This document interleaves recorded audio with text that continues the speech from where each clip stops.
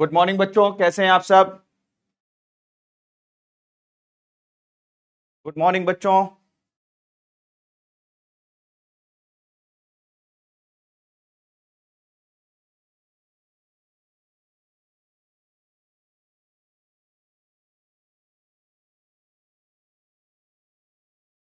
Good morning.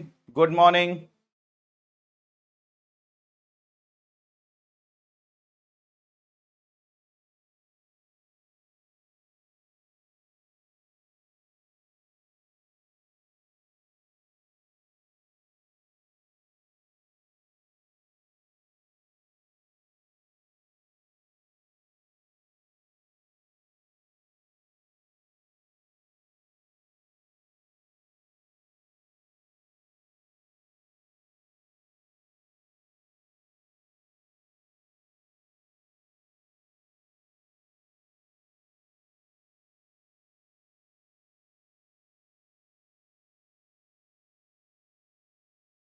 Very good morning.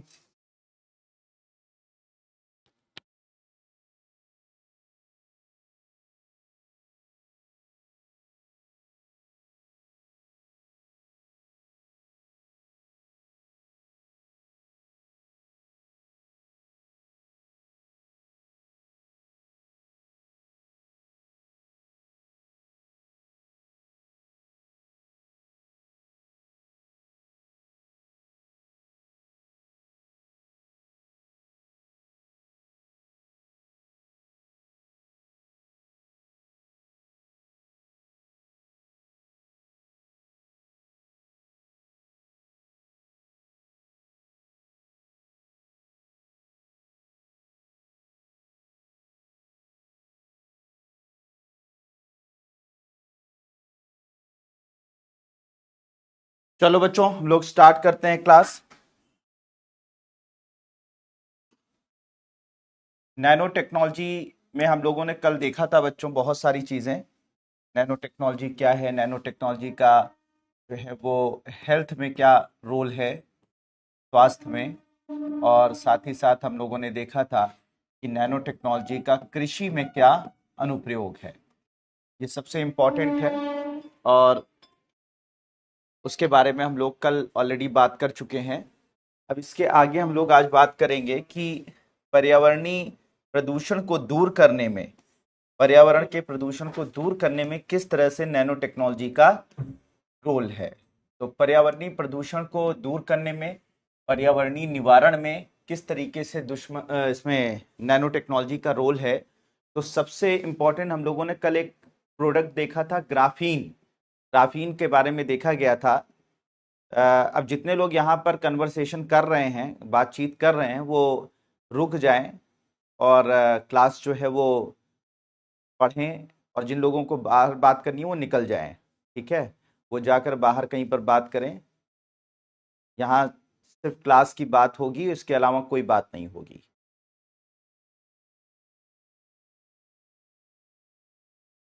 ठीक है।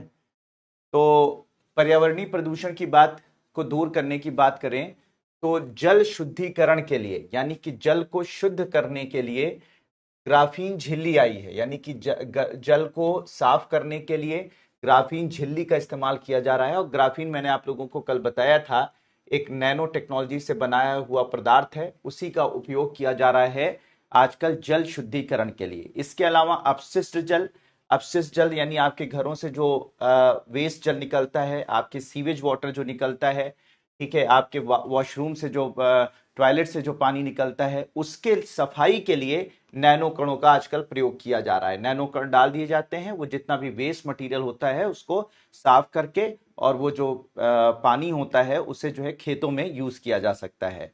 इसके अलावा प्रदूषण की, मतलब किसी भी तरीके का जो प्रदूषण है उसको उसका डेटा इकट्ठा करने के लिए, उसकी निगरानी करने के लिए नैनो सेंसर डेवलप किए जा रहे हैं, जो प्रदूषण की निगरानी करने के लिए आवश्यक होते हैं। प्रदूषण कितना वायु प्रदूषण मौजूद है, कितना कार्बन डाइऑक्साइड प्रदूषण मौजूद है, ठीक है, ये सारे के लिए नैनो सेंसर्स बनाए जा रहे हैं। इसके अलावा भी बच्चों आईआईटी मद्रास ने एक जो है कि रिसर्चर्स ने एक ऐसा नैनो पार्टिकल बेस्ड फिल्टर बनाया है, यानी कि पानी का फिल्टर बनाया है, पानी का फिल्टर जो आपके घरों में यूज होता है ना, उसी टाइप का एक फिल्टर बनाया है। कहाँ पर? आईआईटी मद्रास के साइंटिस्टों ने, आईआईटी मद्रास के वैज्ञानिकों ने, जो माइक्रो प्लास्टिक आपके पानी में आजकल बहुत छोटे छोटे कण जो हैं वो प्लास्टिक के मौजूद हैं, जो आपके ब्लड में शामिल हो जा रहे हैं, यहां तक कि हमारे ब्रेन तक पहुंच जा रहे हैं, अब माँ के दूध तक और सीमन तक पहुंच चुके हैं। ये जो माइक्रो प्लास्टिक होती है ना, माइक्रो प्लास्टिक के जो कण हैं, ये इतने खतरनाक हैं कि आप प्लास्टिक की उसमें जो डिस्पोजेबल होता है उसमें आप चाय पी रहे हैं, प्लास्टिक की प्लेट्स यूज कर रहे हैं, प्लास्टिक का बॉटल यूज कर रहे हैं, तो उससे वो नैनो कण निकल कर, सॉरी माइक्रो प्लास्टिक निकल कर आपकी बॉडी में पहुंच जाती है, आपके ब्लड में घुल जाती है, आपके ब्रेन तक, इवन कि माँ के दूध में भी अभी पाया गया है जो है वो ये जो माइक्रोप्लास्टिक है, और बहुत खतरनाक होती है ये। ठीक है, तो उस ये क्या काम करता है, माइक्रोप्लास्टिक को रिमूव कर देता है, यानी कि उसको छान देता है। पेस्टिसाइड्स, यानी कि जो आपके पानी के अंदर जो पेस्टिसाइड्स हैं, जो कीटनाशक हैं, ठीक है, उन कीटनाशकों को भी ये क्या करती है, जो है वो छान देती है, फिल्टर कर देती है। और जो हैवी मेटल्स हैं, जो भारी जो है वो मेटल्स होते हैं, जो आपके धातुएं होती हैं, जो हमारे शरीर को नुकसान पहुंचाती हैं, उनको भी छानने की क्षमता है। तो आईआईटी मद्रास ने एक पानी का फिल्टर बनाया है जो माइक्रोप्लास्टिक को, कीटनाशकों को, भारी धातुओं को पानी से रिमूव कर देती है। अभी टाटा कंपनी की ही एक सब्सिडरी कंपनी है टाटा केमिकल्स, उन्होंने एक टाटा स्वच्छ नाम का एक डिवाइस बनाई है, और ये नैनो टेक्नोलॉजी पर आधारित है। ये बिना बिना बिजली के, जैसे कि हर फिल्टर जो पानी का फिल्टर होता है उसमें बिजली की आवश्यकता होती है, बिना बिजली के वो काम नहीं करता है। लेकिन टाटा स्वच्छ नाम का एक ऐसा फिल्टर बनाया है टाटा केमिकल्स ने, जो नैनो टेक्नोलॉजी पर आधारित है, नैनो फिल्टरेशन डिवाइस है, ये नैनो फिल्टर पर आधारित है। और ये क्या करता है, पानी के जल को प्यूरिफाई कर देता है, यानी कि पानी को पूरी तरीके से, पानी को साफ कर देता है। क्या कर देता है बच्चों? पानी को साफ कर देता है। तो इसका इसका उपयोग जो होगा, आपका ये जो टाटा स्वच्छ है, इसको आप गांव में, ठीक है, साथ ही साथ जो दूरस्थ स्थान है, ठीक है, वहां पर इसका प्रयोग किया जा सकता है, जहां पर जो है लाइट की समस्या है या लाइट नहीं पहुंच सकती है, तो वहां पर हम लोग टाटा स्वच्छ की मदद से जो है वो पानी को प्यूरिफाई कर सकते हैं नैनो फिल्टर के द्वारा। तो ये सब जो है वो नैनो टेक्नोलॉजी का उपयोग किया जा रहा है प्रदूषण को दूर करने के लिए, प्रदूषण को नियंत्रित करने के लिए, ठीक है, चाहे वो पानी का प्रदूषण हो या कोई और प्रदूषण। इसी तरीके से बच्चों अभी एक जो है नैनो टेक्नोलॉजी मटेरियल बनाया गया है, टेसॉन रूफिंग, ठीक है, on cool roof initiative in America के अंदर।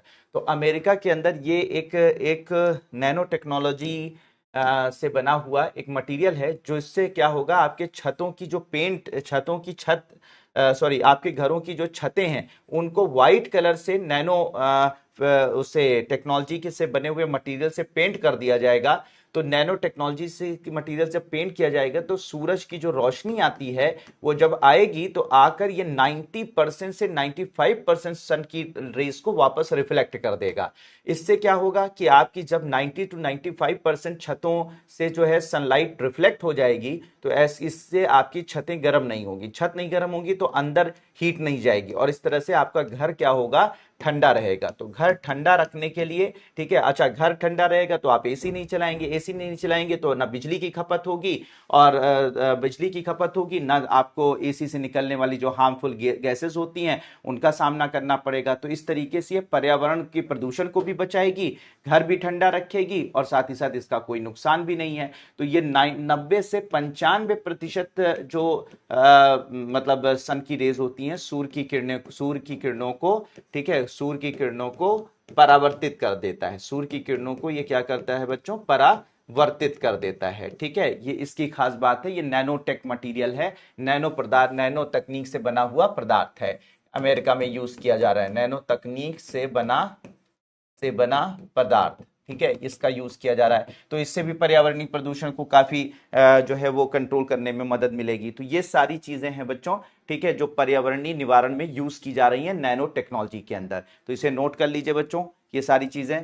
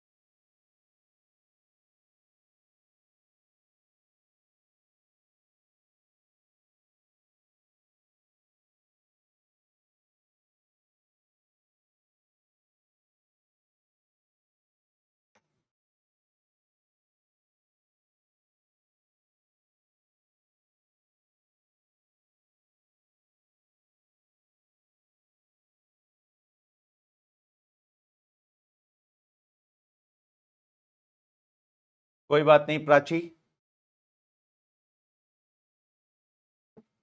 आप जो भी रिकॉर्डेड क्लासेस हैं उसको बाद में देख लीजिएगा।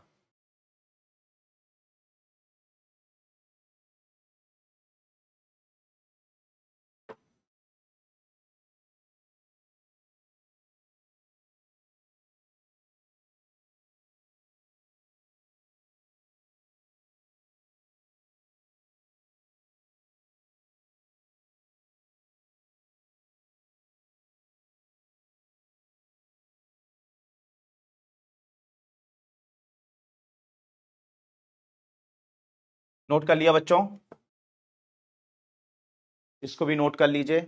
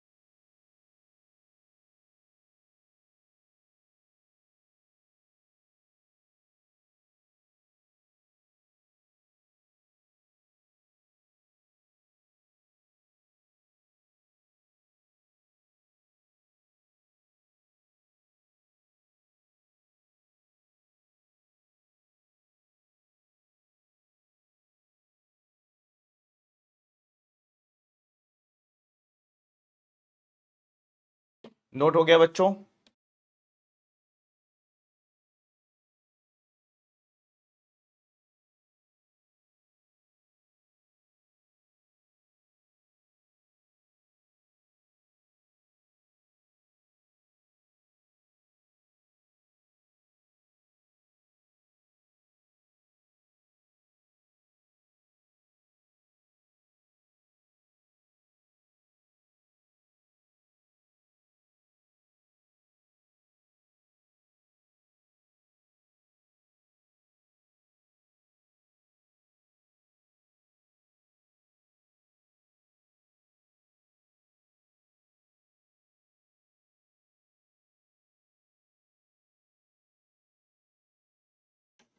चलो, नोट हुआ लिया होगा। सर हम आपकी क्लास बहुत मिस करते थे, सच में आपसे पढ़कर बहुत अच्छा लगा है आज मुझे, बहुत बहुत बढ़िया प्राची। मुझे भी आपको पढ़ा कर बहुत खुशी होती है।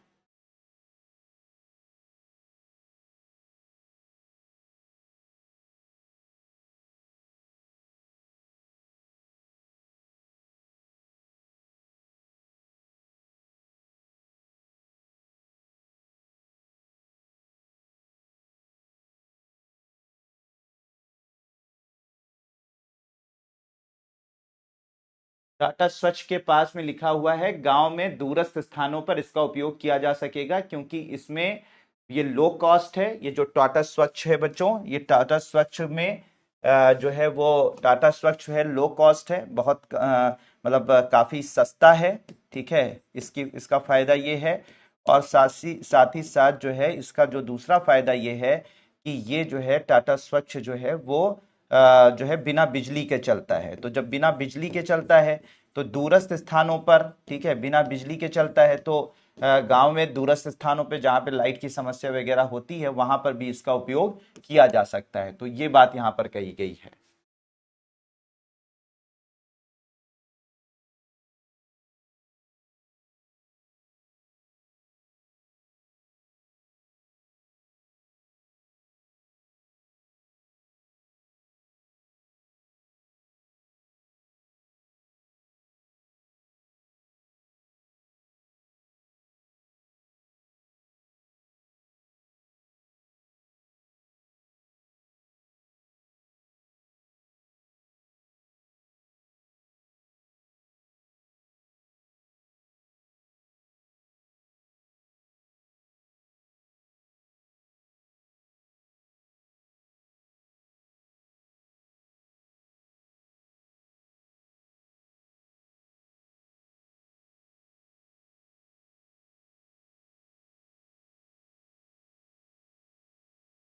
हो गया बच्चों, नोट नोट हो गया।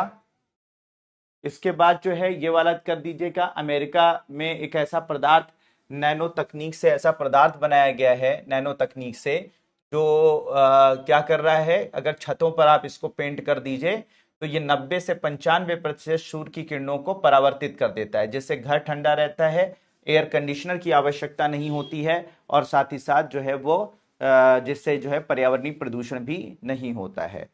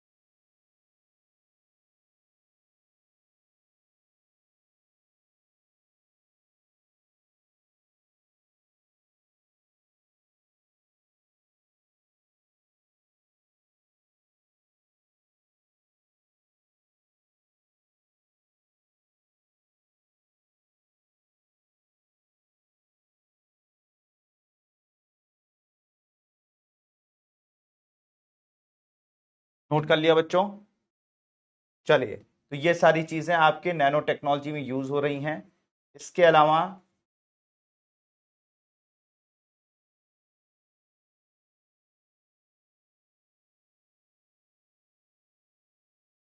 रक्षा क्षेत्र में नैनो प्रौद्योगिकी, रक्षा क्षेत्र में भी नैनो प्रौद्योगिकी का बड़ा जबरदस्त उपयोग किया जा रहा है। तो हाँ, बहुत बढ़िया कशिश, बहुत शानदार। तो रक्षा क्षेत्र में बच्चों नैनो टेक्नोलॉजी का उपयोग किया जा रहा है। तो रक्षा क्षेत्र में बहुत इंपॉर्टेंट है नैनो तकनीक का प्रयोग। तो रक्षा क्षेत्र की अगर बात की जाए बच्चों, तो यहाँ पर अब क्या किया जा रहा है, जो हमारे आर्मी पर्सनल हैं बच्चों, उनका जो सुरक्षा परिधान है, यानी उनका जो ये कह सकते हैं कि जो वो कपड़े पहनते हैं, ठीक है, तो हल्के कपड़े बनाने में, बुलेट प्रूफ जैकेट्स बनाने में, हमारे आर्मी पर्सनल को अग्निरोधी कपड़े बनाने में, यानी कि आग से बचाव करने वाले कपड़े बनाने में। इसके अलावा बच्चों कुछ ऐसे कपड़े बनाए जा रहे हैं जो कि मतलब जिसमें एक तरीके से कह सकते हैं कि पानी जो है अवशोषित ना हो, यानी कि पानी को पानी को जो है वो अवशोषित ही ना हो, यानी पानी से बचाने वाले कपड़े, यानी पानी वो एब्जॉर्ब ही नहीं होगा। तो उस ऐसे कपड़ों को बच्चों बोलते हैं हाइड्रोफोबिक, ठीक है, हाइड्रोफोबिक, ठीक है, हाइड्रोफोबिक वस्त्र बनाने में, जो कि जिनको पर पानी एब्जॉर्ब ही नहीं होगा। तो हाइड्रोफोबिक वस्त्र बनाने में, कपड़े बनाने में। इसके अलावा ऐसे कपड़े बनाने में जो क्या करते हैं, बैक्टीरियल इन्फेक्शन को, यानी कि पूरी तरीके से मतलब होने ही नहीं देते, यानी बैक्टीरिया की ग्रोथ होने ही नहीं देते कपड़ों में, चाहे आप कितने भी दिन पहन के रखिए। तो ऐसे कपड़े जिनको जिनको हम कह सकते हैं जीवाणु रहित, ठीक है, या फिर कह सकते हैं कीटाणु रहित कपड़े बनाने में, जीवाणु रहित, यानी कई दिनों, जैसे आर्मी पर्सनल हैं बच्चे, वो हमारे जो आर्मी पर्सनल हैं, तो ये जो आर्मी पर्सनल हैं, कभी कभी ऐसी ऐसी इनको मतलब क्या बोलते हैं, ऐसे ऐसे मिशन पर जाना पड़ता है कि कई कई दिन हो जाता है नहाए हुए, कई कई दिन हो जाता है जो है वो कपड़े धुले हुए। तो ऐसी कंडीशन में कपड़ों के अंदर बैक्टीरियल इन्फेक्शन हो सकता है, जिससे कि वो बीमार पड़ सकते हैं। कभी कभी उनको बारिश में जाना पड़ता है, पानी के अंदर से डूब कर जाना पड़ता है। तो ऐसे लोगों के लिए, ऐसे हमारे जो आर्मी पर्सनल्स हैं, उनको हाइड्रोफोबिक कपड़े, जीवाणु रहित कपड़े, ठीक है, एंटी माइक्रोबियल कपड़े, हल्के बुलेट प्रूफ अग्निरोधी कपड़े, ये सब बनाने में नैनो टेक्नोलॉजी अपना रोल निभा रही है। ठीक है, तो नैनो टेक्नोलॉजी, अभी यहां पर आप देखिए तो यहां पर ये कपड़े बनाए जा रहे हैं नैनो सेलुलोज मटेरियल से। किससे बनाए जा रहे हैं बच्चों? नैनो सेलुलोज हाइड्रोफोबिक कपड़े बनाए जा रहे हैं नैनो सेलुलोज मटेरियल से। और ये जो नैनो सेलुलोज मटेरियल है, ठीक है, नैनो सेलुलोज हाइड्रोफोबिक कपड़े हैं बच्चों, ये क्या है कि आपको जो है पानी अंदर एब्जॉर्ब ही नहीं होने देंगे। इसी अलावा नैनो सेलुलोज एंटी माइक्रोबियल कपड़े हैं कि ये कपड़ों के अंदर इंफेक्शन होने ही नहीं देंगे। तो ये जो मटेरियल है उनका नाम क्या है? नैनो सेलुलोज हाइड्रोफोबिक और नैनो सेलुलोज एंटी माइक्रोबियल, जिसकी मदद से हम आर्मी के कपड़े बना रहे हैं नैनो टेक्नोलॉजी की मदद से। ठीक है, तो यहां पर है। इसके अलावा हथियार व गोला बारूद, मजबूत मिश्र धातु का हथियार बनाने में इसका यूज किया जा रहा है नैनो टेक्नोलॉजी का, और अधिक शक्तिशाली विस्फोटक बनाने में भी नैनो टेक्नोलॉजी का प्रयोग किया जा रहा है। इसके अलावा कहीं पर विस्फोटक रखा हुआ है तो विस्फोटक को दूर से ही सेंस करने के लिए जो मशीनें बनाई जा रही हैं, सेंसर्स बनाए जा रहे हैं, विस्फोटक जो सेंसर होंगे जो विस्फोटकों को दूर से ही पता कर लेंगी कि वहां पर विस्फोटक रखा हुआ है, वो भी नैनो टेक्नोलॉजी से बनाई जा रही हैं। इसके अलावा रासायनिक जो हथियार होते हैं, जैविक हथियार होते हैं, आपको जब डिफेंस टेक्नोलॉजी पढ़ाई थी तो आपको बताया था रासायनिक हथियार होते हैं, जैविक हथियार होते हैं, तो उनकी पहचान करने में जो सेंसर्स बनाए जा रहे हैं वह निगरानी करने के लिए वो भी नैनो टेक्नोलॉजी की मदद से बनाए जा रहे हैं। तो थोड़ा सा भी अगर कोई रासायनिक विस्फोटक होगा, जैविक विस्फोटक होगा या कोई अदर विस्फोटक होगा तो हमारे जो ये सेंसर्स होंगे उसकी पहचान कर लेंगे। इसके अलावा नैनो टेक्नोलॉजी का प्रयोग किया जा रहा है स्टेल्थ टेक्निक को बनाने के लिए। स्टेल्थ टेक्निक तो आप जानते ही हैं, ठीक है, कि ऐसे ऐसे मटेरियल, ऐसी नैनो कोटिंग कर दी जाएगी हमारे फाइटर जेट्स में, हमारे जो लड़ाकू विमान है उसमें ऐसी नैनो कोटिंग कर दी जाएगी कि वो रडार से आने वाली रेडियो तरंगों को अवशोषित कर लेंगे, और जब रेडियो तरंगें अवशोषित हो जाएंगी, रिफ्लेक्ट नहीं होंगी, तो रडार की पकड़ में हमारा जहाज आएगा नहीं। ये सब बातें तो मैं पहले भी आपको पढ़ा चुका हूं। तो ये क्या करते हैं? रडार अवशोषक होते हैं, यानी कि रेडियो तरंगों को ये अवशोषित कर लेते हैं। ऐसे नैनो कोटिंग, यानी हम अपने जहाज के ऊपर ऐसी लेयर बना देंगे नैनो मटेरियल की जिससे कि वो रेडियो तरंगों को अवशोषित कर लेगी। ठीक है, इसके अलावा स्मार्ट कैमोफ्लेज, कैमोफ्लेज का मतलब ये होता है जहां पर ऐसे हमारे जहाज होंगे या हमारे टैंक्स होंगे तो वो इस तरीके के उनका जो कलर होगा वो ऐसे किया जाएगा नैनो टेक्नोलॉजी की मदद से कि जहां जाएंगे वहां के कलर के हिसाब से अपने आप को उनको जो है वो कन्वर्ट कर लेंगे, जिससे क्या होगा कि हम जो है जंगलों में कहीं पर भी हम आसानी से छिप सकते हैं। तो इसे कैमोफ्लाज कहा जाता है। इसके अलावा जो हमारे आर्मी पर्सनल्स हैं उनको जो है घाव लग जाता है, तो लड़ाई हो रही है, वहां पे गोली लग गई, घाव लग गया, तो ऐसे दवाएं बनाई जा रही हैं जो जल्दी घाव को भरते हैं। जैसे कल आप लोगों को मैंने बताया था ना, सिल्वर नैनो सिल्वर ट्यूब्स बनाई जा रही हैं जो जल्दी घावों को भर देती हैं, जो जल्दी इन्फेक्शन को खत्म कर देती हैं। इसके अलावा नैनो मेडिसिन बनाई जा रही हैं, कल उसके बारे में हम लोग डिस्कस ही कर चुके हैं। नैनो रोबोट बनाए जा रहे हैं, इसको हम लोग कल मेडिसिन वाले में डिस्कस ही कर चुके हैं। इसके अलावा हल्के, टिकाऊ, ऊष्मारोधी नैनो मटेरियल से हम लोग वाहन बना रहे हैं। ठीक है, वाहन यानी कि आपके जो आपके हमारी आर्मी जो है जो जिस तरीके के वाहनों का उपयोग करती है उनको बनाने के लिए जो है वो हल्के, टिकाऊ, ऊष्मारोधी यानी ऊष्मा को अवशोषित करने वाले या ऊष्मा से बचाने वाले वाहनों का निर्माण कर रही है। इसके अलावा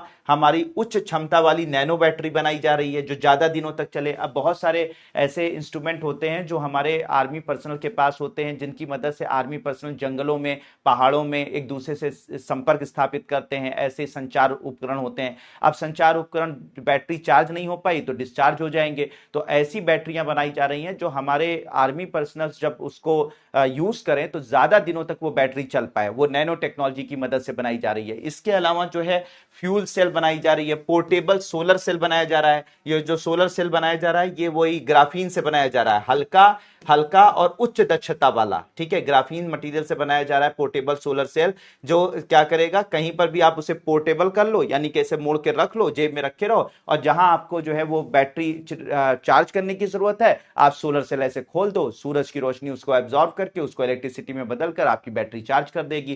तो ये पोर्टेबल सोलर सेल्स बनाए जा रहे हैं ग्राफीन की मदद से। तो इन सब का उपयोग किया जा रहा है बच्चों रक्षा क्षेत्र में। नैनो प्रौद्योगिकी हर जगह पर नैनो प्रौद्योगिकी अब आ चुकी है जो उच्च दक्षता वाले बेहतर नैनो बैटरी और फ्यूल सेल्स वगैरह बनाने की कोशिश की जा रही है। बच्चों समझ में आ रही बात? तो ओवरऑल रक्षा क्षेत्र में नैनो प्रौद्योगिकी कहां कहां उपयोग हो रही है यहां पे मैंने सारी बात बताई, इसे नोट कर लीजिए। नैनो साइंस नैनो टेक्नोलॉजी एक ही होता है।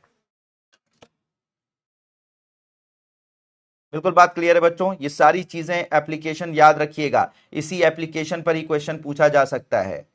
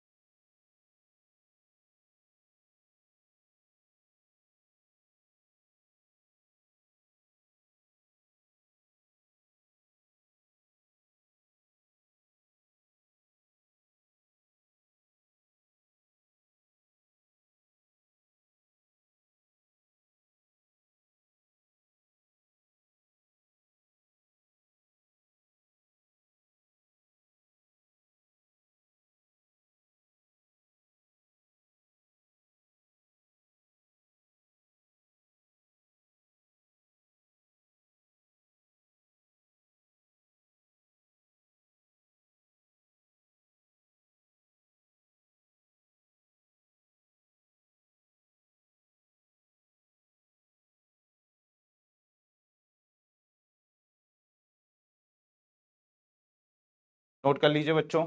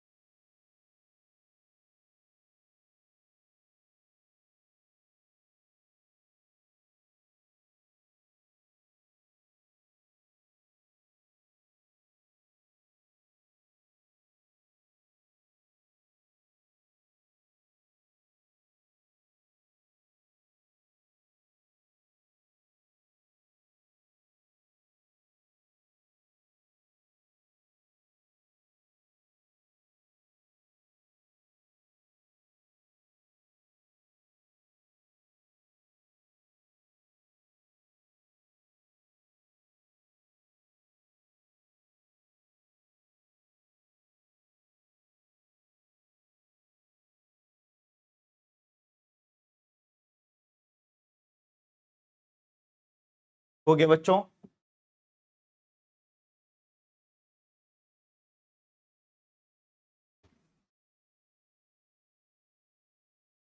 ये वाला मटेरियल जरूर नोट कर लीजिएगा।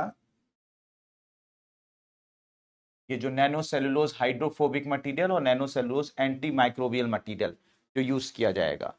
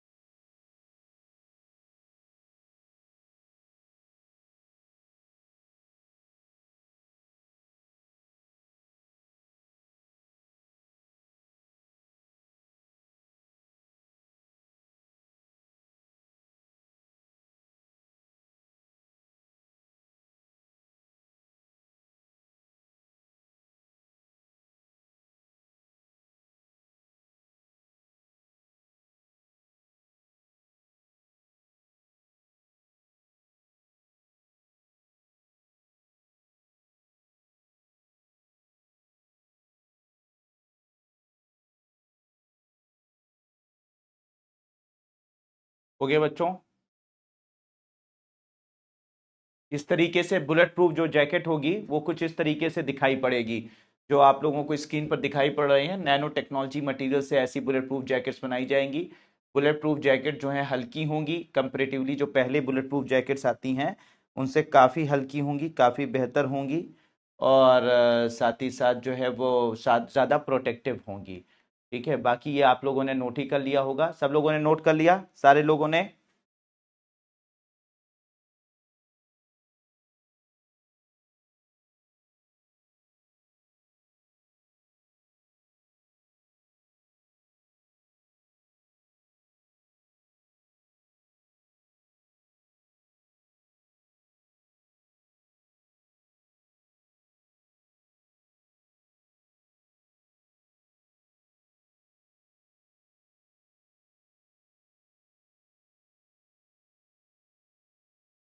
बहुत बढ़िया, बहुत शानदार।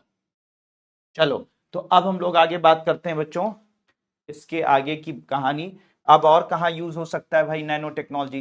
देखो बच्चों, नैनो टेक्नोलॉजी का प्रयोग कहाँ पर हो सकता है, इस पर हेल्थ सेक्टर में कहाँ हो सकता है, और कृषि क्षेत्र में कहाँ हो सकता है, यानी कि स्वास्थ्य क्षेत्र में कहाँ हो सकता है, और साथ ही साथ आपके कृषि क्षेत्र में कहाँ हो सकता है। इस पर ऑलरेडी यूपीएससी मेंस में सवाल पूछा जा चुका है। ठीक है, और वो मैं हर साल पढ़ाता हूँ, हर बार पढ़ाता हूँ, हर बैच में पढ़ाता हूँ, लेकिन लोग हल्के में ले रहे थे। लेकिन दोनों सवाल पूछे जा चुके हैं कि नैनो टेक्नोलॉजी का प्रयोग जो है वो हेल्थ सेक्टर में और साथ ही साथ कृषि क्षेत्र में कहाँ पर हुआ, इसी साल पूछा गया। तो बात यह है कि अब जो है जो क्षेत्र पूछा जाएगा वो पूछा जाएगा रक्षा क्षेत्र, अब पूछा जाएगा स्पेस सेक्टर। ठीक है, कि अंतरिक्ष के क्षेत्र में कहां पर होता है, तो बहुत अच्छे से याद रखिएगा। तो नैनो टेक्नोलॉजी का कहां पर और प्रयोग हो सकता है, रक्षा क्षेत्र में मैंने आपको बता ही दिया। अब अंतरिक्ष क्षेत्र में देखिए कि कैसे इसका उपयोग हो रहा है। ठीक है, बहुत अच्छे से देखिएगा। ठीक है, तो अंतरिक्ष क्षेत्र में अगर बात की जाए तो हल्के और मजबूत पदार्थ बनाए जाएंगे, नैनो कॉम्पोजिट मटेरियल बनाया जाएगा, जिससे कि अंतरिक्ष यान बनाए जाएंगे और रॉकेट का भार कम किया जाएगा। तो ये जो नैनो कंपोजिट मटेरियल होगा, ये हमारे अंतरिक्ष यानों को क्या कर देगा, हल्का कर देगा और साथ ही साथ मजबूत कर देगा। हल्का और कर देगा और बच्चों क्या करेगा, मजबूत कर देगा। तो नैनो कंपोजिट मटेरियल क्या करेंगे, हमारे अंतरिक्ष यानों को, रॉकेट रॉकेट को हल्का कर देंगे, मजबूत कर देंगे। ठीक है, कर देंगे। इसके अलावा सैटेलाइट्स को भी हल्का और मजबूत कर सकेंगे। ठीक है, इसके अलावा आपको मैंने बताया था कि जब कोई भी स्पेस शिप जो है वो पृथ्वी के उसमें वापस आता है, वापस मतलब पृथ्वी के वायुमंडल में आता है, तो पृथ्वी का जो घर्षण होता है, ठीक है, वो इतना ज्यादा लगता है कि इसकी वजह से इसका टेम्परेचर जो है वो 2000 से 2500 डिग्री सेल्सियस के करीब हो जाता है। तो कोई भी, जैसे अभी हम लोग गगनयान भेजेंगे, तो गगनयान जब वापस आएगा तो पृथ्वी के वायुमंडल में जब प्रवेश करेगा हमारे अंतरिक्ष यात्रियों को लेकर, तो उस वक्त इसका टेम्परेचर 2000 से 2500 डिग्री सेल्सियस के करीब हो जाएगा। तो हमें अपने अंतरिक्ष यानों के ऊपर ऐसी कोटिंग करनी होती है जो इस टेम्परेचर को बर्दाश्त कर लें। तो ऐसे नैनो टेक्नोलॉजी से ऐसे मटेरियल बनाए जा रहे हैं जो ऊष्मा प्रतिरोधक परतें होंगी, यानी कि जो टाइल्स बनाई जा रही हैं, जो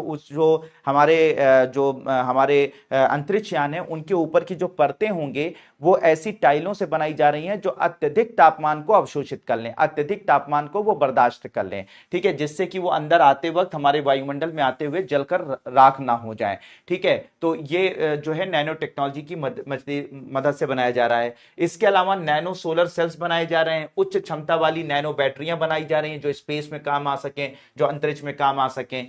इसके बारे में मैंने आपको पहले ही बता दिया है। इसके अलावा हमारे जो सैटेलाइट में डेटा इकट्ठा करने के लिए, डेटा को संग्रह करने के लिए नैनो सेंसर्स लगाए जाते हैं सैटेलाइट्स के अंदर, जो कि पूरे डेटा को इकट्ठा करते हैं, हमारी पृथ्वी के डेटा को, पृथ्वी के मौसम के डेटा को, इनको जो इकट्ठा करते हैं हमारे जो सैटेलाइट, तो वो सूक्ष्म नैनो सेंसर्स बनाए जा रहे हैं जिससे कि हमारे सैटेलाइट हल्के हो जाएंगे और ज्यादा अच्छा डेटा जो है संग्रह कर पाएंगे। हमारे सैटेलाइटों के अंदर ज्यादा से ज्यादा और अच्छे से अच्छा डेटा जो है वो संग्रह हो पाएगा। तो सेंसर व उपकरण बनाने में भी जो है नैनो प्रौद्योगिकी का उपयोग किया जा रहा है। इसके अलावा कम ईंधन में, ठीक है, कम ईंधन में ज्यादा दूरी तय कर सके, कम ईंधन में ज्यादा लंबी दूरी तक जा सके, इसके लिए नैनो प्रोपेलेंट्स बनाए जा रहे हैं। यानी नैनो प्रोपेलेंट्स का मतलब होता है कि ऐसे मटेरियल होंगे जो ईंधन के साथ जोड़ दिए जाएंगे जिससे कि हमारी ईंधन की दक्षता जो है वो बढ़ जाएगी।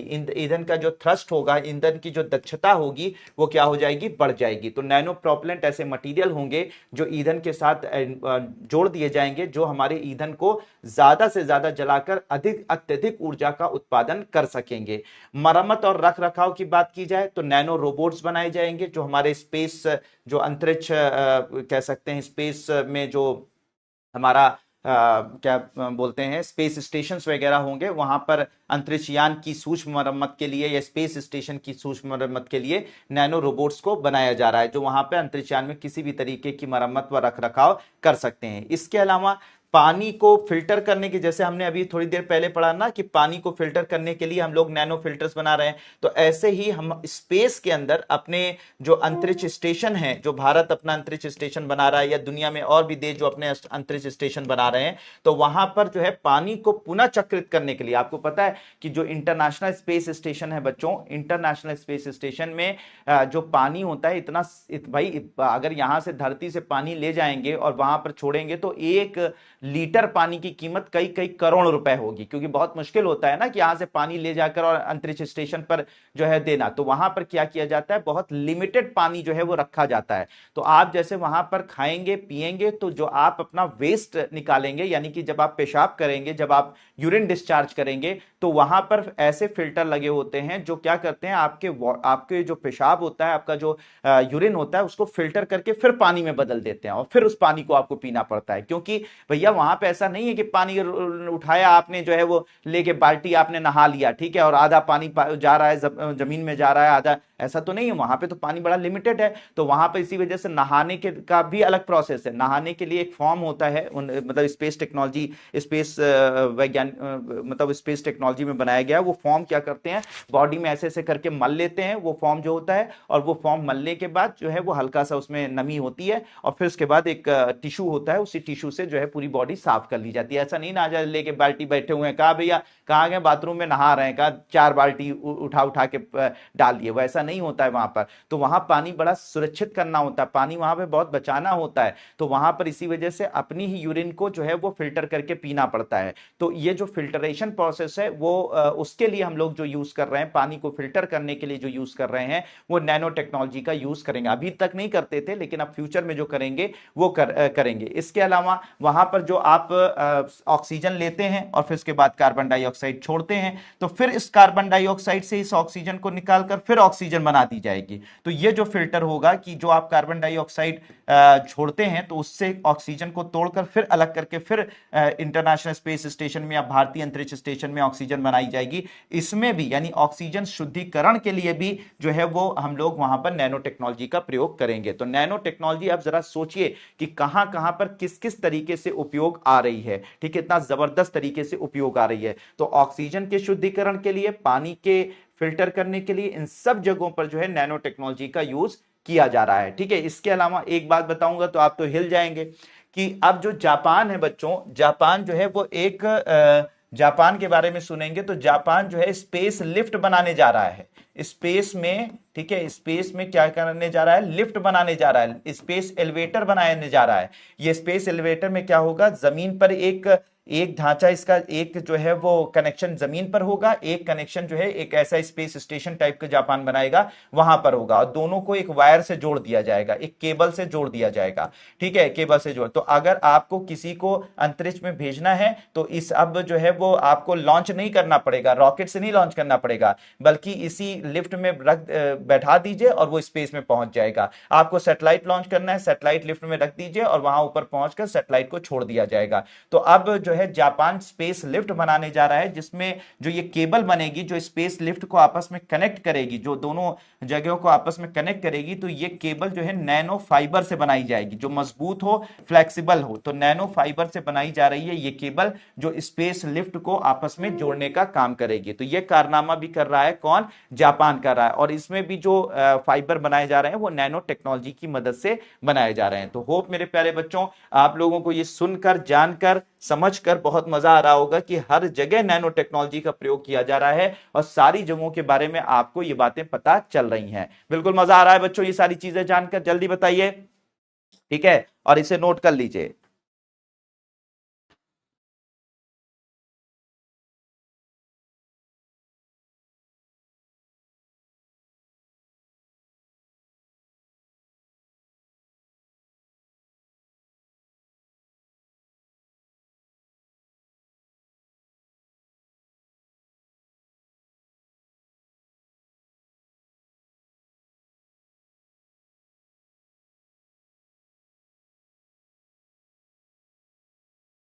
बहुत बढ़िया।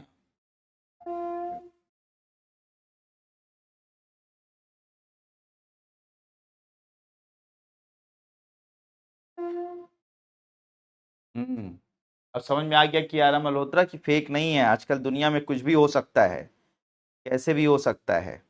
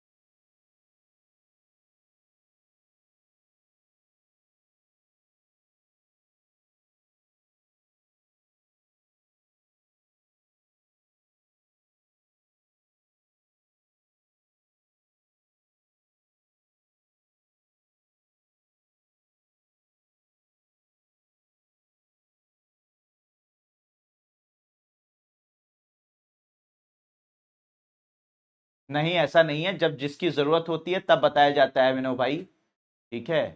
तो जब जरूरत थी तब मैंने बताया।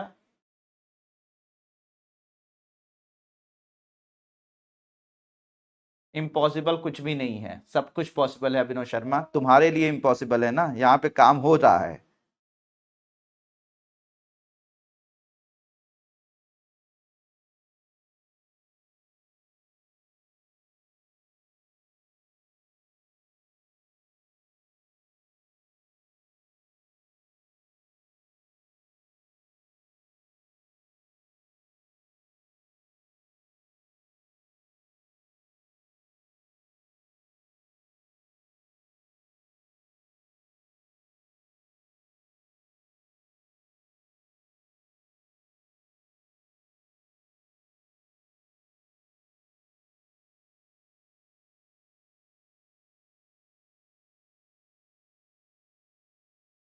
हो सकता है, अब मुझे नहीं पता कि पूजा की आपके भाई की यूनिवर्सिटी में कौन सी चीज़ें यूज़ हो रही हैं, बट एग्जैक्टली मतलब हो सकता है, बट उसके बारे में मैं कुछ बता नहीं सकता हूँ आपको, क्योंकि मुझे नहीं पता ना कि वहाँ पे कौन सी चीज़ें यूज़ हो रही हैं। वो तो तुम्हारा भाई ही बता सकता है।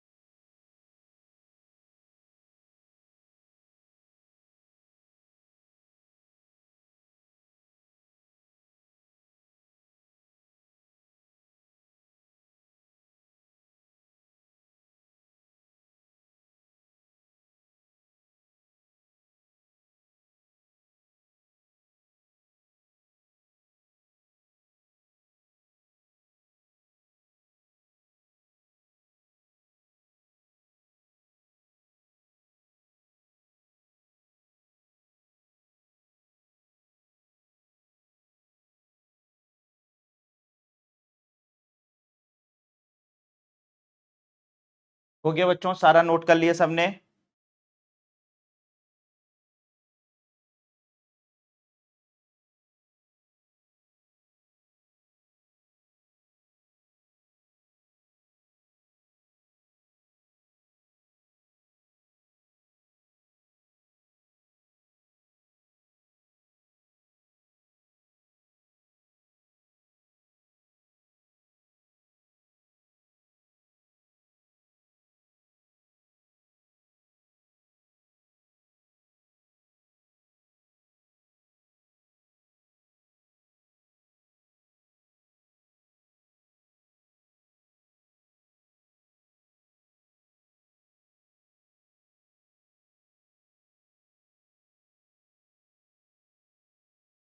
बहुत बढ़िया।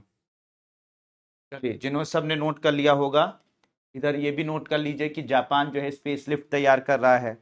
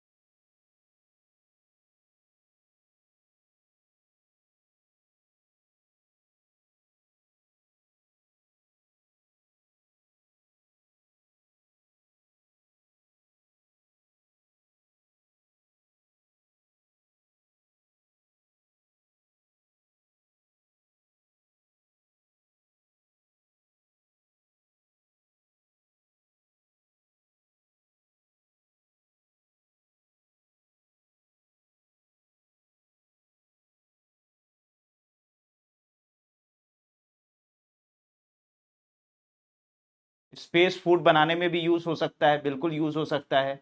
स्पेस में जो है वो माइक्रो न्यूट्रिएंट्स को, जो है वो ऐसे ऐसे माइक्रो न्यूट्रिएंट जो जल्दी बॉडी में एब्जॉर्ब हो जाएं, तो उसको बनाने में भी किया जा सकता है, जो कम से कम मात्रा में हम खाकर ज़्यादा से ज़्यादा एनर्जी गेन कर पाएं। तो उसके लिए किया जा सकता है, बिल्कुल किया जा सकता है, लेकिन अभी ऐसा कुछ जगह पे किया जा रहा है, नहीं किया जा रहा है, इसकी न्यूज़ नहीं है, इसलिए मैंने यहाँ पर नहीं उसको मेंशन किया है, लेकिन हो सकता है, बिल्कुल हो सकता है। चलिए, अब बात करते हैं बच्चों वस्त्र एवं उपभोक्ता उत्पाद के बारे में। वस्त्र एवं उपभोक्ता उत्पाद यानी टेक्सटाइल्स एंड कंज्यूमर प्रोडक्ट्स के बारे में बात करते हैं। तो अभी हम लोग जो मटेरियल्स बना रहे हैं उनमें से कुछ जो है वाटर प्रूफ मटेरियल बना रहे हैं। आप लोगों को मैंने कल बताया था कि नैनो टेक्नोलॉजी की मदद से ऐसे कपड़े बनाए जा रहे हैं जो पूरी तरह से वाटर प्रूफ हैं, मतलब कि कप उनको बारिश हो जाए लेकिन वो भीगते नहीं है, ठीक है। एंटी बैक्टीरियल है, मतलब कि किसी भी तरीके का बैक्टीरिया वगैरह इन्फेक्ट उनको नहीं कर सकता है। इसके अलावा धूल लोधी कपड़े हैं। धूल लोधी कपड़े का मतलब ये है कि आपके कितनी भी डस्ट लग जाए एक बार बस उसको झाड़ दीजिए, उसके बाद पूरी तरह से जो है वो साफ हो जाएंगे, ठीक है। तो इस तरीके से कुछ कपड़े बनाए जा रहे हैं। ये सिकुड़न रहित, सबसे इंपॉर्टेंट अभी जो मार्केट में आप देखते होंगे, ये तो मार्केट में कई बार आ भी चुका है। तो सिकुड़न रहित रहित कपड़े, यानी सिकुड़न रहित कपड़े मतलब कि उसको प्रेस करने की जरूरत नहीं है, आपको बार बार इस्त्री करने की जरूरत नहीं है। आप जो है वो सिकुड़न रहित है, मतलब आप बस उसको बस यूज करिए और फिर उसके बाद उसको धुल कर या कैसे भी करके अपना पहन लीजिए। आपको जो है बार बार प्रेस करने वाली झंझट खत्म हो चुकी है। लड़कियों के लिए स्पेशल है सनस्क्रीन। सनस्क्रीन बनाई जा रही है जिसमें TiO2 डाला जा रहा है, जो आपको किसी भी तरीके के हार्मफुल सन रेज से बचा लेगी, ठीक है, और आपको काला होने से बचा लेगी, ठीक है। तो तो उसमें भी इसका यूज किया जा रहा है। इसके अलावा जिंक नैनो ऑक्साइड जो है, नैनो पार्टिकल्स भी यूज किए जा रहे हैं सनस्क्रीन के लिए। लॉन्ग लास्टिंग जो है वो क्रीम बनाई जा रही है जो ज्यादा समय तक आपके चेहरे पर आपके मेकअप को बनाकर रखेगी, और साथ ही साथ उस मेकअप को ज्यादा दिनों तक रखने की वजह से आपको किसी भी तरीके से इन्फेक्शन नहीं होगा। अभी जैसे होता है ना, आप लोग मेकअप करके जाते हो शादी ब्याह में, आजकल शादी ब्याह का मौसम भी चल रहा है, तो शादी ब्याह में गए, मेकअप करके गए और पता लगा रात में आए वैसे ही सो गए, तो सुबह पता लगा कि वो जो मेकअप होता है वो हर जगह पर चिपका हुआ होता है आपकी स्किन में, और फिर वो वहां पे इन्फेक्शन हो जाता है, एलर्जी हो जाती है, फिर उसके बाद जो है वो चेहरा बहुत गंदा हो जाता है। तो ऐसी चीजें नहीं होंगी, मतलब ऐसे नैनो पार्टिकल से ऐसे मेकअप तैयार किए जा रहे हैं, मेकअप वाले मटेरियल तैयार किए जा रहे हैं जिनको आप यूज करेंगे तो लॉन्ग लास्टिंग भी होंगे, वाटर प्रूफ भी होंगे, और साथ ही साथ जो है वो उससे किसी भी तरीके का इन्फेक्शन वगैरह नहीं होगा। तो बढ़िया एक बार लगाइए और 3 दिन की शादी निपटाइए, ठीक है, मतलब छोटा मोटी बात नहीं है। एक बार लगा लीजिए दूसरे दिन 2-3 दिन एक साथ शादी, अब रोज रोज मेकअप कौन करे ना, तो 2-3 दिन हल्का सा जो है करके और 2-3 दिन जो है मेकअप करके चले जाइए। लड़कियां भैया मेकअप से बड़ा खतरनाक, ऐसे ऐसे मेकअप में देखता हूँ इंस्टाग्राम वगैरह पे, एक लड़की रहती है कैसे भी और लड़की बदल जाती है बिल्कुल, मतलब ऐसे करके बस ऐसे करके ऐसे करती फिर ऐसे करती है तो गायब, मतलब फिर ऐसी लगती है अप्सरा धरती पर उतर आई है। तो वो सब जो है अब नैनो टेक्नोलॉजी उसमें यूज हो रही है, ठीक है। तो सारी चीजें, फिर उसके बाद खाद्य पैकेजिंग में, ठीक है, कुछ खाने को पैक करने में मैंने कल भी बताया था कि कुछ ऐसे मटेरियल यूज किए जा रहे हैं जो कि एक तरीके से प्लास्टिक के ऐसी प्लास्टिक होगी जो बायोडिग्रेडेबल होगी, यानी आसानी से जो है वो ये जो है हमारे हमारे जो वायुमंडल में, हमारे जमीन में आप उसे फेंक देंगे तो उसमें जो है वो खत्म भी हो जाएगी, और साथ ही साथ इसमें खाना रखेंगे तो खराब नहीं होगा। तो अधिक समय तक सुरक्षित करने के लिए खाद्य पैकेजिंग भी तैयार की जा रही है, ठीक है। तो हाँ, काया पलट हो जाता है, ठीक है, काया पलट हो जाता है एक बार जो है वो मतलब मैं तो खतरनाक, आजकल बड़े खतरनाक खतरनाक जो है वो मतलब मेकअप होते हैं भाई, मतलब आप समझिए कि मैंने सुना है कि 3D मेकअप होता है, 4D मेकअप होता है, 5D मेकअप होता है, पता नहीं लड़कियां जानती होंगी कि ये इतना जबरदस्त जबरदस्त मेकअप होता है। अब आप कहेंगे सर आपको कैसे पता, तो एक बार मेरे साथ एक घटना घटी जिसमें मुझे पता चला इस 3D 4D 5D मेकअप के बारे में। हुआ ये कि बता देता हूँ आप लोगों से, मजा आएगा आप लोगों को सुनकर, ठीक है, और ये सत्य घटना पर आधारित है। तो एक मेरी कजिन थी, तो उसकी शादी हुई हुई तो उसकी शादी हुई तो हम लोग शादी में पहुंचे, तो शाम को बारात आनी थी।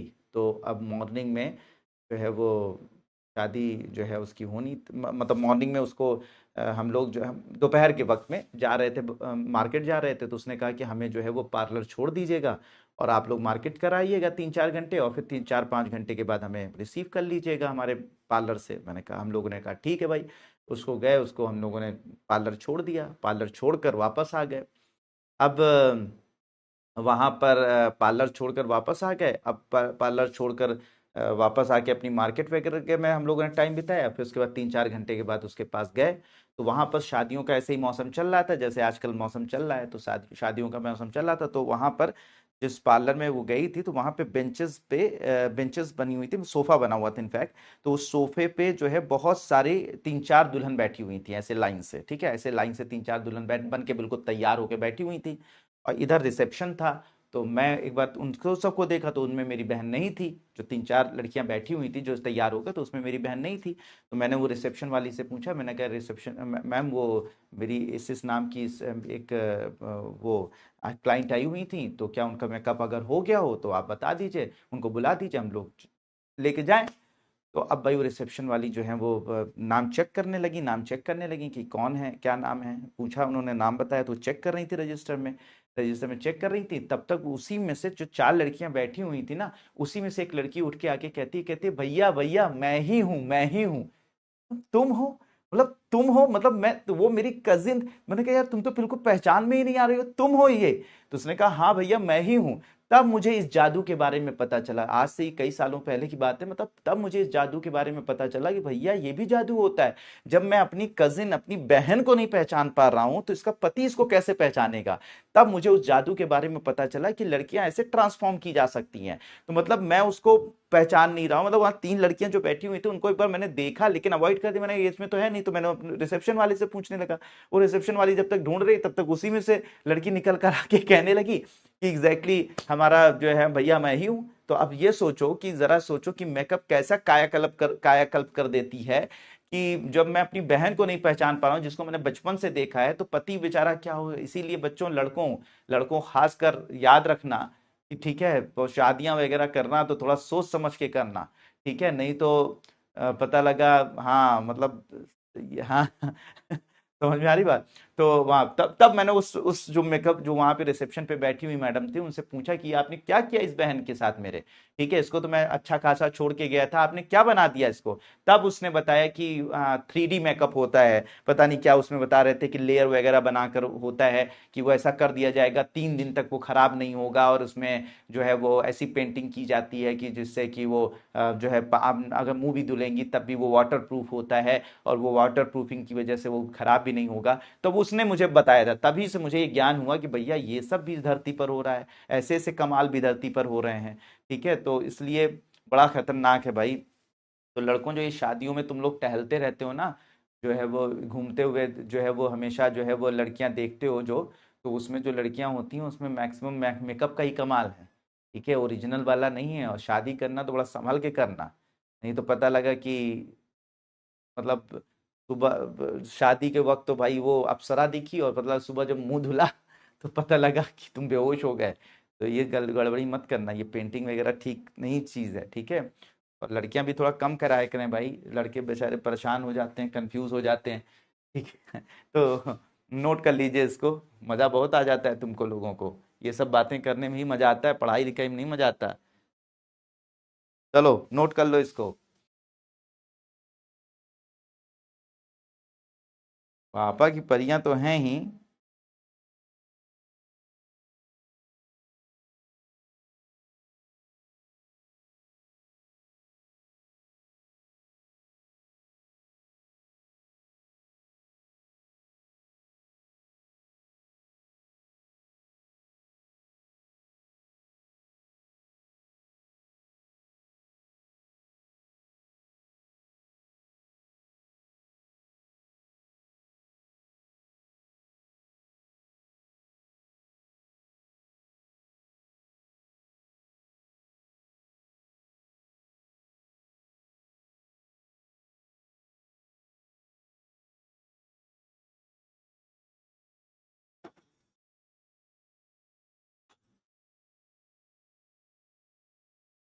बहुत बढ़िया काम करते हैं आप। टाइटेनियम ऑक्साइड खुशी व्यास, TiO2 लिख लो, यही काफी है। अच्छा, कोमल यादव कर रही हैं, अरे सर लड़कियों से ज्यादा लड़के करने लगे हैं भाई, मैंने तो नहीं देखा। हो सकता है लड़के कर रहे हों, क्योंकि लड़के आजकल जो है वो काफी लड़कियों जैसी हरकतें कर रहे हैं। तो ये कोई मतलब ये कोई ऐसी बात नहीं है कि झूठ आप बोल रही हैं, लेकिन हाँ मैंने तो नहीं देखा। लेकिन आजकल हो बहुत रहा है, ये सब चीजें बहुत ज्यादा हो रही हैं।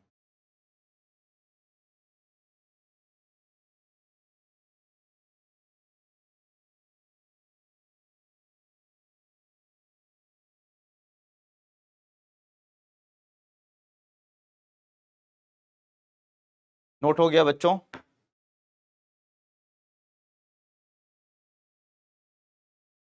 चलो, अब बच्चों यहाँ पर ये सब बातें जान ली हम लोगों ने, हर जगह इसको देख लिया।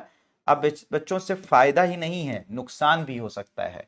ठीक है, नैनो टेक्नोलॉजी के देखिए, हर एक टेक्नोलॉजी के, दुनिया के हर एक टेक्नोलॉजी के अपने फायदे भी होते हैं और साथ ही साथ जो है वो नुकसान भी होते हैं।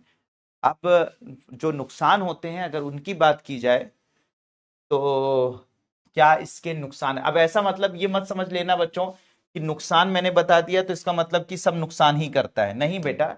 अब देखो 100 चीजें हैं, अब उसमें से हो सकता है कि 10 गलत भी हो सकती हैं, 10 उसके साइड इफेक्ट भी हो सकते हैं। तो ऐसा मतलब ये नहीं कि हमें नैनो टेक्नोलॉजी की प्रोडक्ट्स को नहीं यूज करना चाहिए, ऐसा नहीं है। नैनो टेक्नोलॉजी के प्रोडक्ट को यूज करना चाहिए। अब 100 में से 10 जो है वो साइड इफेक्ट तो हर चीज के होते हैं, दुनिया में कोई ऐसी चीज नहीं है जिसके साइड इफेक्ट नहीं होते हैं। तो साइड इफेक्ट हर चीज के होते हैं, तो उसके अपने साइड इफेक्ट हैं। तो सबसे पहली बात तो यह है नुकसान क्या है। नैनो जो कण होते हैं, नैनो टेक्नोलॉजी से बनाए हुए जो पार्टिकल्स होते हैं, अभी उनके बारे में शरीर में वो कैसे काम करते हैं, मानव शरीर में कैसे, ध्यान से सुनिएगा फिर नोट करिएगा, मानव शरीर में वो कैसे काम करते हैं और वो बायोकेमिकल जो है हमारे शरीर में कैसे घुलते हैं, उसके बारे में अभी उचित ज्ञान का अभाव है। अभी हमें बहुत अच्छे से नहीं पता है। तो हमारे शरीर में वो कैसे यूज होते हैं, कैसे हमारे शरीर में घुलते हैं, इसके बारे में अभी हमें पूरा ज्ञान नहीं है, ये समस्या है। इसके अलावा अभी अपर्याप्त विष विज्ञान यानी कि टॉक्सिसिटी, यानी कि एग्जैक्टली हमारे शरीर में उसका कोई टॉक्सिक इफेक्ट होगा कि नहीं होगा, उसका कोई जो है वो मतलब हमारे शरीर में कोई जो नैनो टेक्नोलॉजिकल प्रोडक्ट हैं वो कैसे हमारे शरीर के अंदर टॉक्सिक हो जाते हैं, जहरीले हो सकते हैं, इनके बारे में भी अभी हमें बहुत ज्यादा जानकारी नहीं है। बहुत से नैनो टेक्नोलॉजिकल पदार्थ हैं जो कैंसर जेनिक के हैं, यानी जो कैंसर कॉज करते हैं, कैंसर के कारण बनते हैं। ठीक है, सब की बात नहीं कर रहा हूं, कुछ की बात कर रहा हूं बच्चों। ठीक है, इसके अलावा, ठीक है, इसके अलावा हमारे जो नैनो कण होते हैं, जो नैनो कण होते हैं उनको बनाने में जो प्रोसेस होती है, ठीक है, उसमें कैसी जो प्रोसेस होती है वो प्रोसेस किस तरीके से होती है, अभी उसके बारे में अध्ययन करना, अभी बहुत सारा अध्ययन जो है वो किया जाना बाकी है। मतलब जो नैनो कण संश्लेषण होता है, यानी नैनो टेक्नोलॉजी से बने हुए जो पदार्थ होते हैं उसमें जो विभिन्न सामग्रियां यूज होती हैं वो किस तरीके से हमारी बॉडी में घुलती हैं, या वो हमारी बॉडी से कैसे रिमूव होती हैं, या हमारे पर्यावरण से कैसे रिमूव होती हैं, उनका उनका मेटाबॉलिज्म कैसा होता है, कैसा उनका मेटाबॉलिज्म हमारी बॉडी में कैसा होता है। तो इस चीज को अभी हम लोग समझ रहे हैं, मतलब पूरी तरह से नहीं समझ पाए हैं।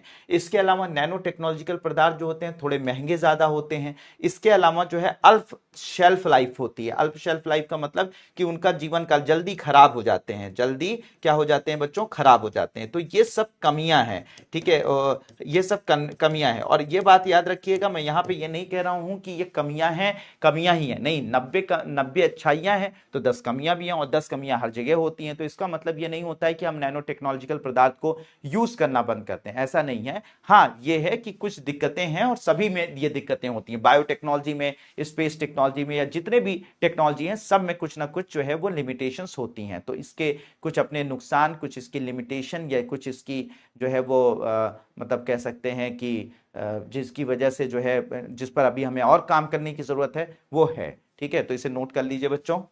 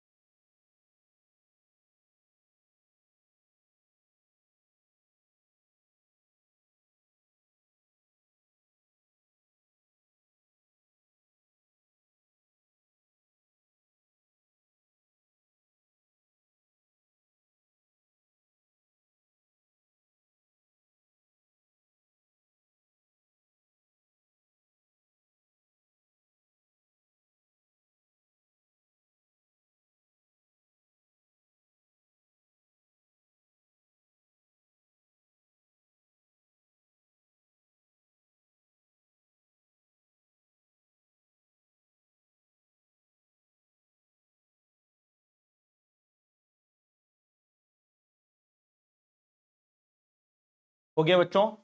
जीनोटॉक्सिसिटी का मतलब होता है ईशा कि जैसे कोई भी हार्मफुल केमिकल है और वो हमारे जीन को कैसे नष्ट कर सकता है, हमारे डीएनए को क्या नुकसान पहुंचाता है, हमारे जीनोम को क्या नुकसान पहुंचाता है, तो इसे जीनोटॉक्सिसिटी बोलते हैं। मतलब ये है कि अभी बहुत सारा इसके मटेरियल के की जो जीनोटॉक्सिसिटी है, यानी कि ये जो नैनो पार्टिकल्स होते हैं ये किस तरीके से हमारे डीएनए को डैमेज कर सकते हैं, डीएनए को नुकसान पहुंचा सकते हैं, इसके बारे में हमें अभी और आइडिया नहीं है। अभी हमें और भी अध्ययन करने की आवश्यकता है, अभी और भी जो है वो हमें कह सकते हैं कि रिसर्च करने की आवश्यकता है। ठीक है, ये बात है। सबका हो गया बच्चों, नोट कर लिया?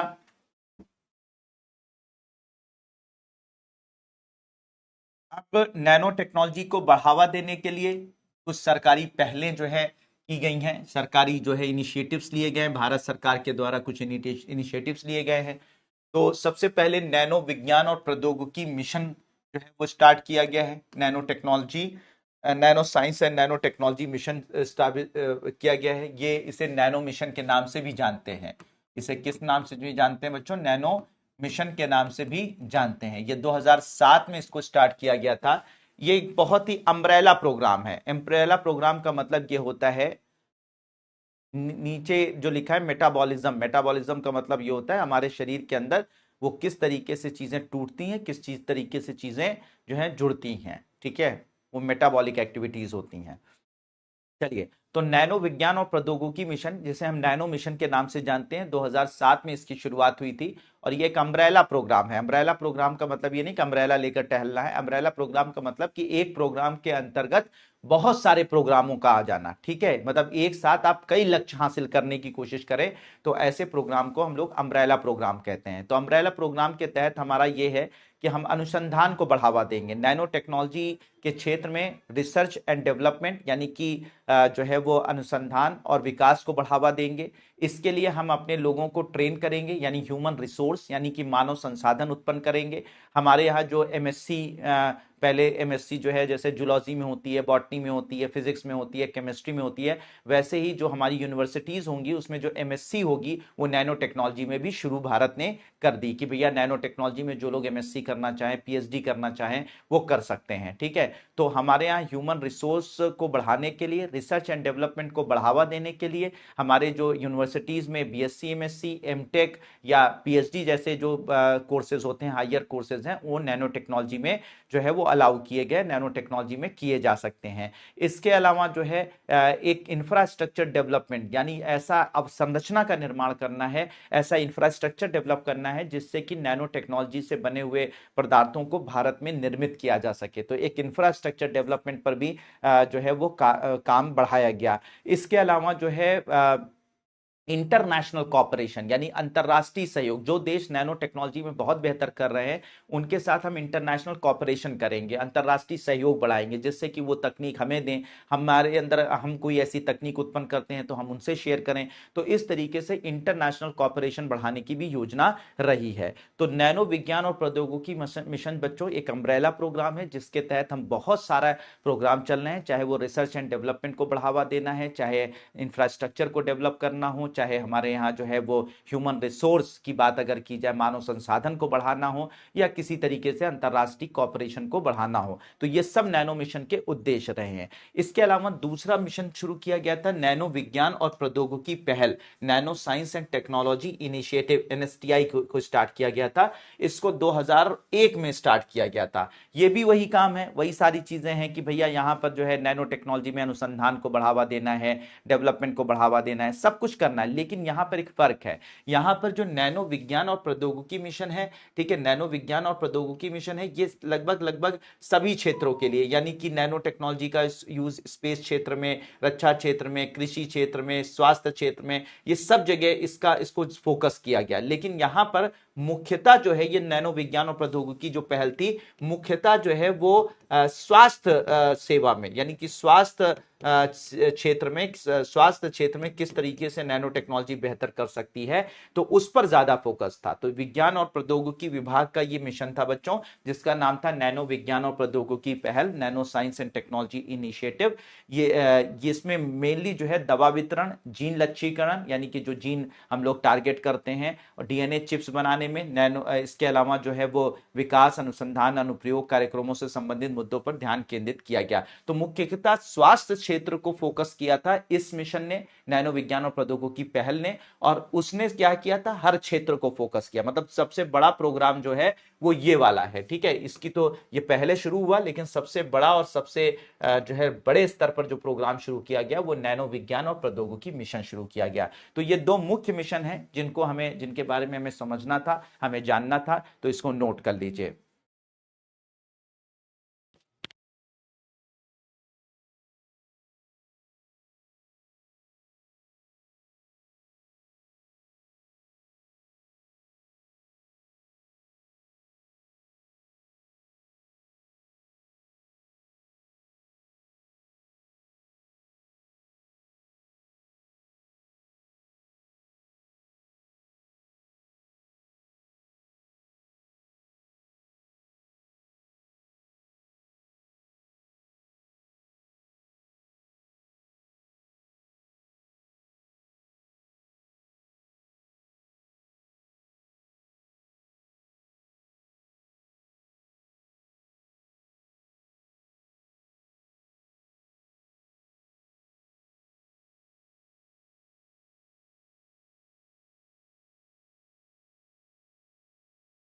अभय जी, डीएनए चिप्स जो होती हैं वो एक कह सकते हैं एक चिप पर बहुत सारे डीएनएज मौजूद होते हैं, जिसकी मदद से हम डीएनए का एक्सप्रेशन देखते हैं। डीएनए कौन सा जो है वो कह सकते हैं कि कौन सा डीएनए या कौन सा जीन जो है किस तरीके के जो है वो कैरेक्टर्स को शो कर रहा है। तो उसको देखने के लिए एक चिप डेवलप की जाती है, जिसमें डीएनए या जीनों को रखकर और उसको एनालाइज किया जाता है, उसको समझा जाता है, ठीक है। इसे डीएनए माइक्रो एरेज के नाम से भी जाना जाता है।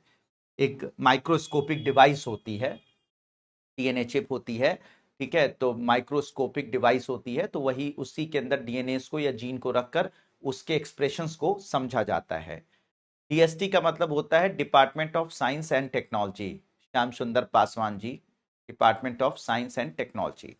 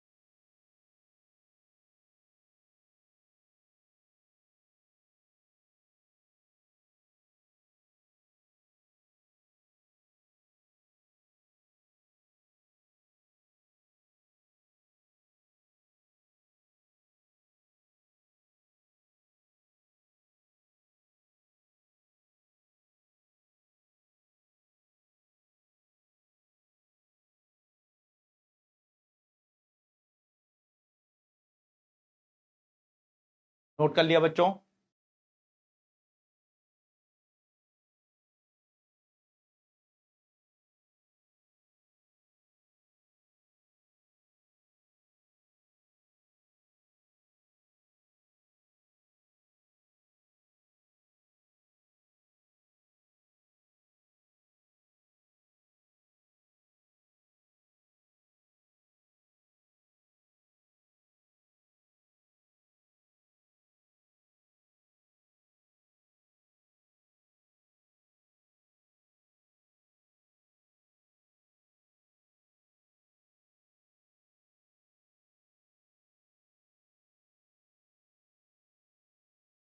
नोट कर लीजिए।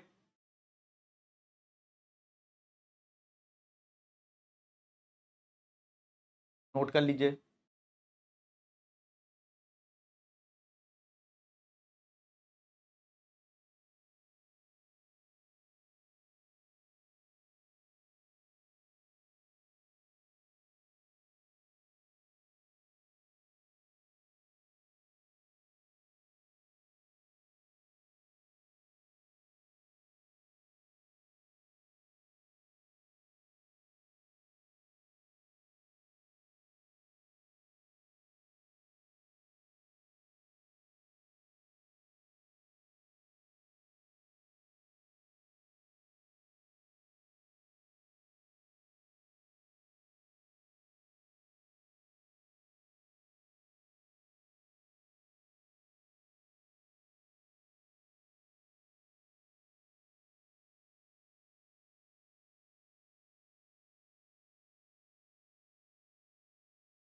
गुड, बहुत बढ़िया।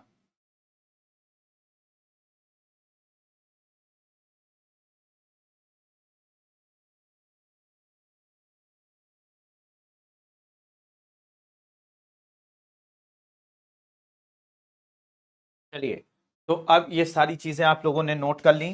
तो नैनो टेक्नोलॉजी में बच्चों हम लोगों ने हर चीज देख ली। नैनो टेक्नोलॉजी कहाँ कहाँ यूज होती है, नैनो टेक्नोलॉजी क्या है, कैसे है, कहाँ यूज होती है, इसके अलावा इसके नुकसान क्या हैं, इसके फायदे क्या हैं, इसके जो है वो मिशन क्या क्या है, सब देख लिया। अब हम लोग बात करेंगे बच्चों, नेक्स्ट टॉपिक में हम लोग इंटर करते हैं, नेक्स्ट उस टॉपिक पर इंटर करते हैं, और वो है आपका आईटी यानी कि इंफॉर्मेशन टेक्नोलॉजी। इंफॉर्मेशन टेक्नोलॉजी यानी कि सूचना प्रौद्योगिकी। ठीक है, अब हम लोग बात करेंगे इंफॉर्मेशन टेक्नोलॉजी के बारे में, सूचना प्रौद्योगिकी के बारे में बात करेंगे। ठीक है,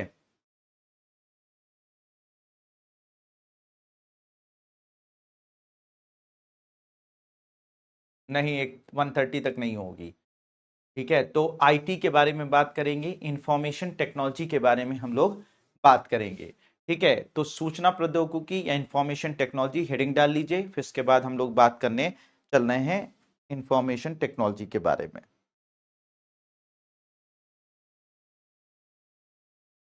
इंफॉर्मेशन टेक्नोलॉजी। ठीक है, अब बच्चों इंफॉर्मेशन टेक्नोलॉजी में पहले बेसिक जो है वो कम्युनिकेशन डिवाइसेस के बारे में हम बात करेंगे। कम्युनिकेशन डिवाइसेस यानी कि जिससे हम कम्युनिकेट करते हैं, जिससे हम संचार स्थापित करते हैं, संचार स्थापित करने की बात करेंगे। तो संचार उपकरण जो मौजूद होते हैं जिनकी मदद से हम लोग डेटा ट्रांसफर करते हैं, या एक दूसरे से जिससे हम एक दूसरे से जो है वो चीजें एक्सचेंज करते हैं, मतलब डेटा एक्सचेंज करते हैं। तो ऐसे संचार उपकरणों के बारे में आज हम बात करेंगे। तो संचार उपकरणों में जो सबसे पहला उपकरण है वो ब्लूटूथ है, जो हमारे मोबाइल के अंदर, हमारे लैपटॉप के अंदर, हमारे जो लैपटॉप होते हैं, हमारे मोबाइल होते हैं, हमारे ईयरपॉड्स होते हैं, उन सब जगह पर हम इस ब्लूटूथ डिवाइस का यूज करते हैं। तो ये जो ब्लूटूथ होता है बच्चों, ठीक है, ध्यान से समझिएगा, पहले समझ लीजिएगा फिर उसके बाद नोट करिएगा। तो ये जो ब्लूटूथ डिवाइस होती है बच्चों, ये संचार स्थापित करने की एक एक उपकरण होता है। तो इससे आप मोबाइल से मोबाइल कनेक्ट कर सकते हैं, ठीक है, मोबाइल से कंप्यूटर कनेक्ट कर सकते हैं, कंप्यूटर से कंप्यूटर कनेक्ट कर सकते हैं। इसके अलावा भी जो है बहुत सारी चीजें एक दूसरे से कनेक्ट, स्टूडियो है, ठीक है, स्पीकर है, बहुत सारी चीजें एक दूसरे से कनेक्ट कर सकते हैं। ये जो ब्लूटूथ होता है बच्चों, ये ब्लूटूथ की अगर बात की जाए तो ये ब्लूटूथ जो है इसका जो कह सकते हैं कि एक ऑर्गेनाइजेशन है, एक ऑर्गेनाइजेशन है जिसका नाम है IEEE। ध्यान से समझिएगा, एक ऑर्गेनाइजेशन है, एक संस्था है जिसका नाम है IEEE, institute of electrical and electronics engineers. क्या नाम है इसका? Institute of electrical and electronics engineer.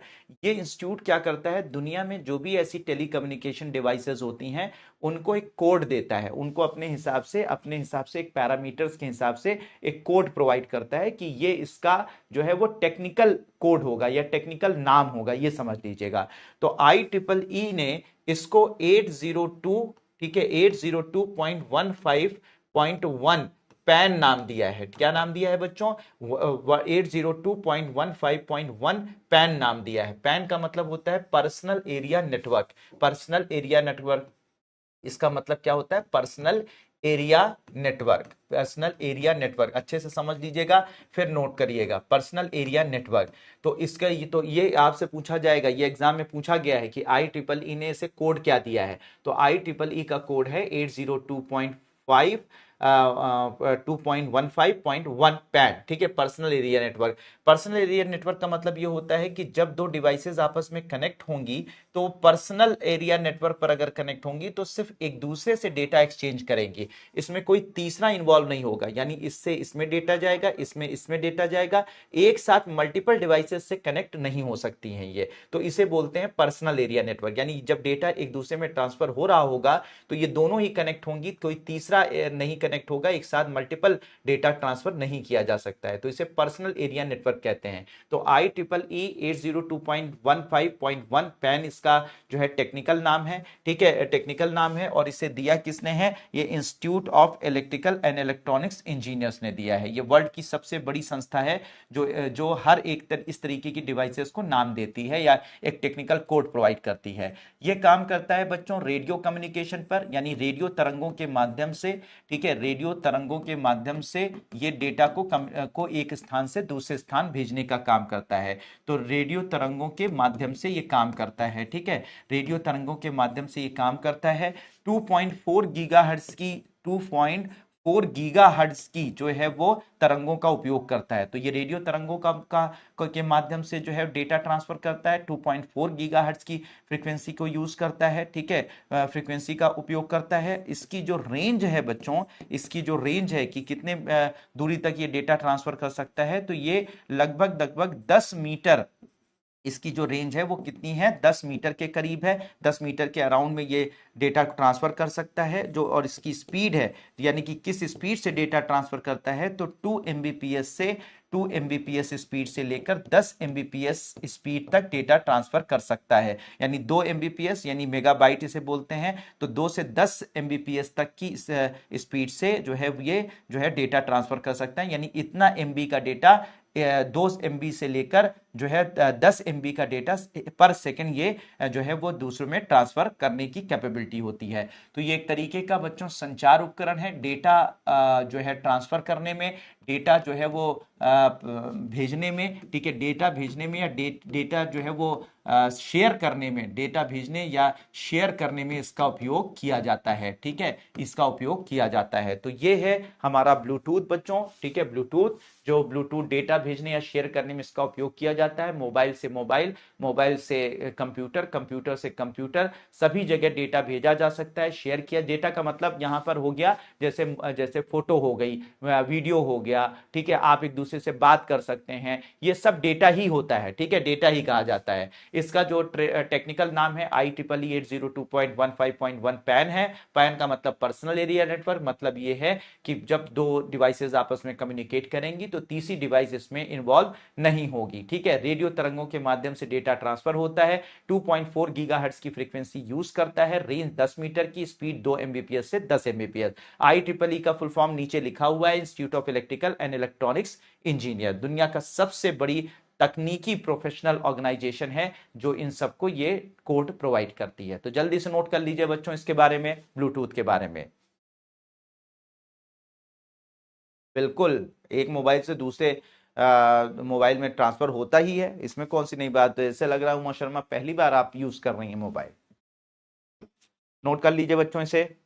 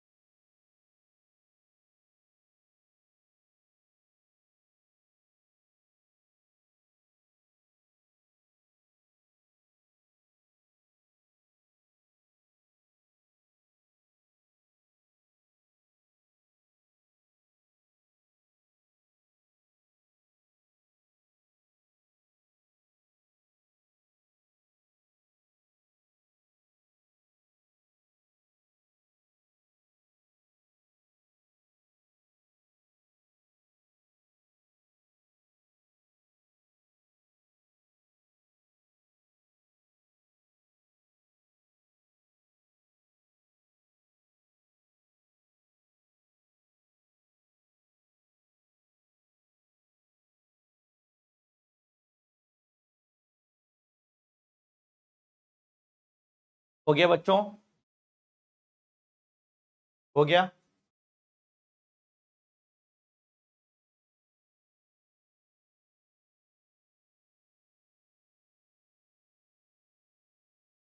हो गया?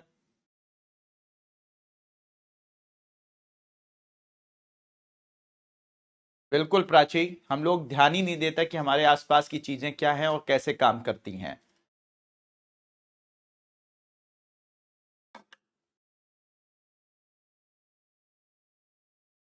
हम लोग अपने ही चीजों के बारे में नहीं जानते हैं। चलिए नेक्स्ट देखते हैं बच्चों, वाईफाई। वाईफाई तो आप लोग सब लोग यूज करते होंगे। वाईफाई का फुल फॉर्म है वायरलेस फिडिलिटी। क्या बोलते हैं बच्चों? वाईफाई का फुल फॉर्म क्या होता है?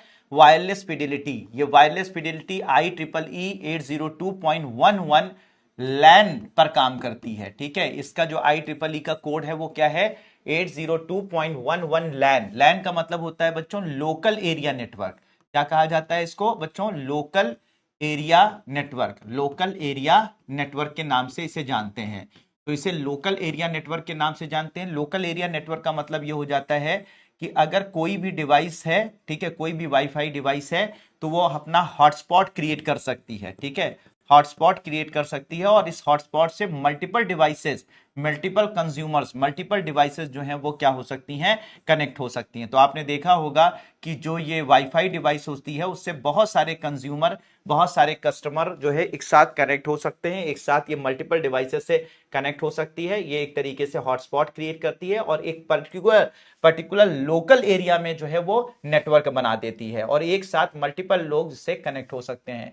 तो IEEE का इसका कोड है 802.11 लैन है। ठीक है, ये भी रेडियो तरंगों के माध्यम से ही काम करती है। ये भी किस तरंग का उपयोग करती है? रेडियो तरंग का उपयोग करती है। ठीक है, रेडियो तरंग का उपयोग करती है। रेडियो तरंगों के माध्यम से ही डेटा ट्रांसफर होता है। इसके अलावा बच्चों इसकी बात अगर की जाए तो ये जो है ये एग्जैक्टली इसमें जो मेन डिवाइस होती है, जो मुख्य जो है उपकरण होता है, इसका जो मुख्य उपकरण होता है, हमारे वाईफाई का जो मुख्य उपकरण होता है उसे हम लोग राउटर कहते हैं। क्या बोलते हैं बच्चों? राउटर कहा जाता है। तो मुख्य उपकरण जो ये सारा का सारा डेटा कन्वर्ट करके और रेडियो तरंगों में परिवर्तित करके जो है वो भेजने का काम करता है, उसे राउटर कहते हैं। मुख्य उपकरण क्या होता है बच्चों? राउटर होता है। इसकी जो रेंज होती है बच्चों वो लगभग 100 मीटर के करीब होती है और इसकी जो स्पीड होती है, जिस स्पीड से ये डेटा ट्रांसफर करता है, तो ये अभी जो है वो मैक्सिमम इसकी स्पीड जो है वो 1 Gbps तक थी। ठीक है, 1 Gbps यानी कि 1 GB/s की स्पीड से मैक्सिमम। ठीक है, ये मैक्सिमम है, मिनिमम तो कुछ भी हो सकती है। ठीक है, कुछ भी हो सकती है। तो इसकी स्पीड 1 Gbps के करीब थी। ठीक है, अभी हम लोग जो यूज कर रहे हैं बच्चों वो वाईफाई 6 यूज कर रहे हैं। कौन सा वाईफाई का वर्जन यूज कर रहे हैं? वाईफाई 6 यूज कर रहे हैं। लेकिन बहुत जल्दी जो है हम लोग वाईफाई 7 यूज करेंगे। वाईफाई 7 इससे भी ज्यादा स्पीड वाला होगा, इससे भी अच्छी जो है इसकी फ्रीक्वेंसी होगी, सब कुछ बेहतर होगा। वो वाईफाई 7 क्या होता है उसे बताता हूं, पहले इसे नोट कर लीजिए। Wifi,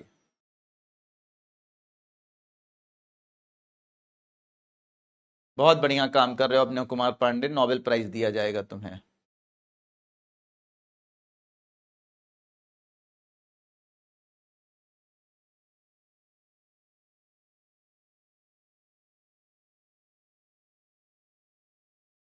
thank you Ritu, thank you.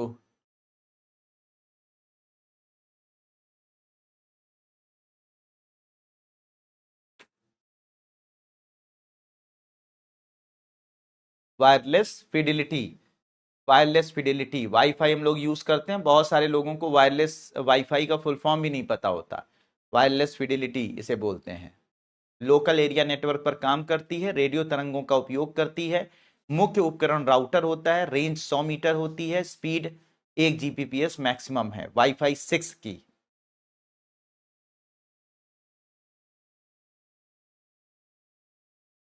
Note कर लीजिए इसे।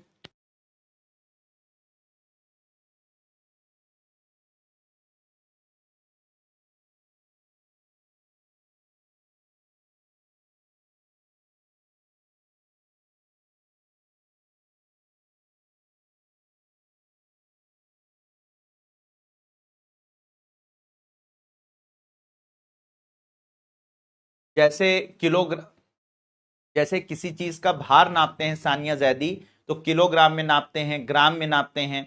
किसी दूरी को नापते हैं तो उसको नापते हैं मीटर में, किलोमीटर में नापते हैं। वैसे ही जो डेटा होता है उसको, वो कितना डेटा कितने एक सेकंड में जा रहा है, उसको नापने का जो मात्रक होता है वो होता है एमबी, जीबी, टीबी। ठीक है, ये इस तरह से होता है, केबी।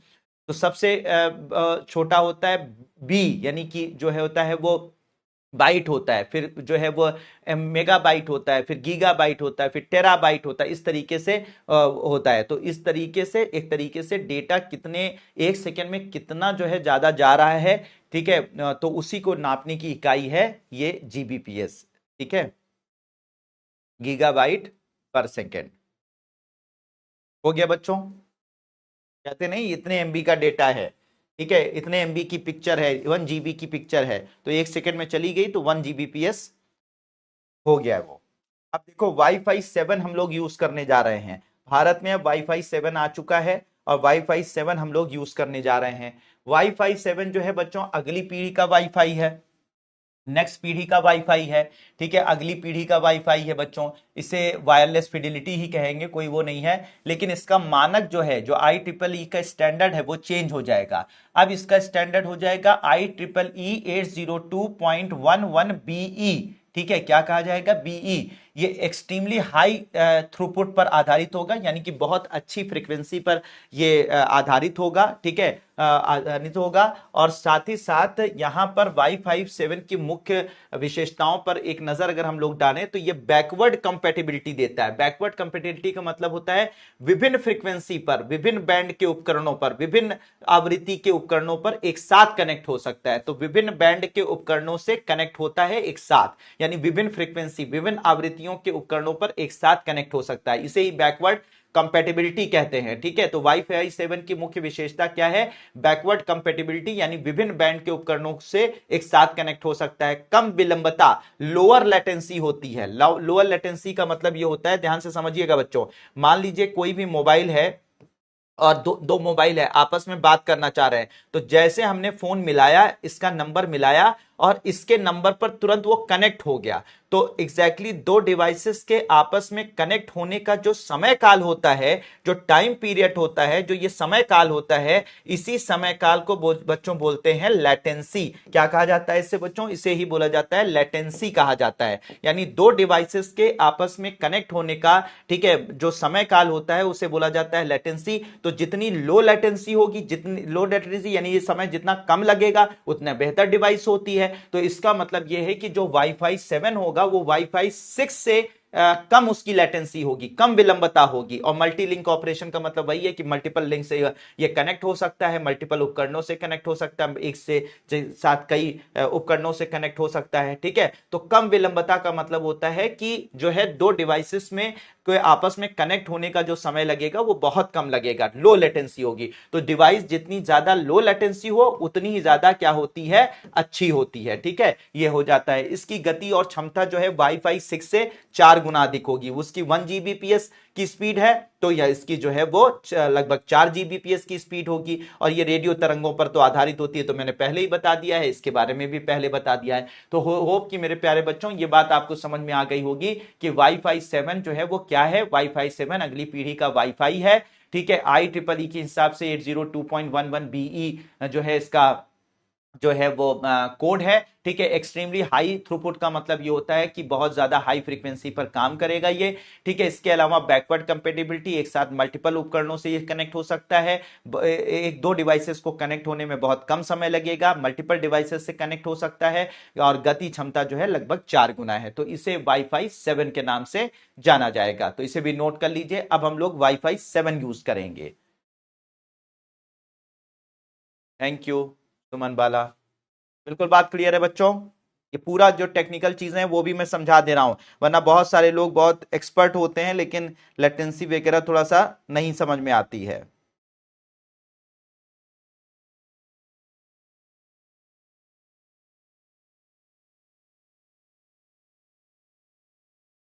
थैंक यू रश्मि तोमर। बच्चे जल्दी से नोट कर लीजिए।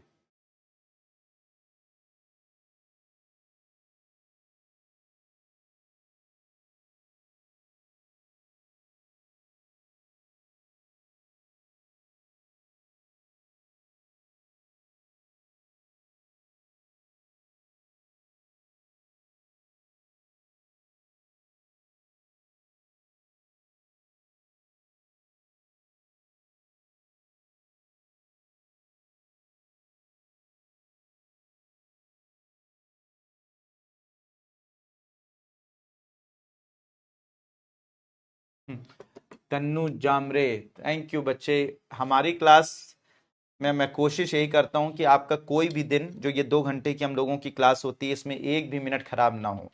इसी वजह से मैं मस्ती मजाक भी बहुत ही लिमिटेड ही करता हूँ, बस इतना जितना काम हो जाए। ज्ञान ही सबसे मजेदार चीज है, अगर मिल जाए अच्छे से तो। नोट कर लीजिए बच्चों।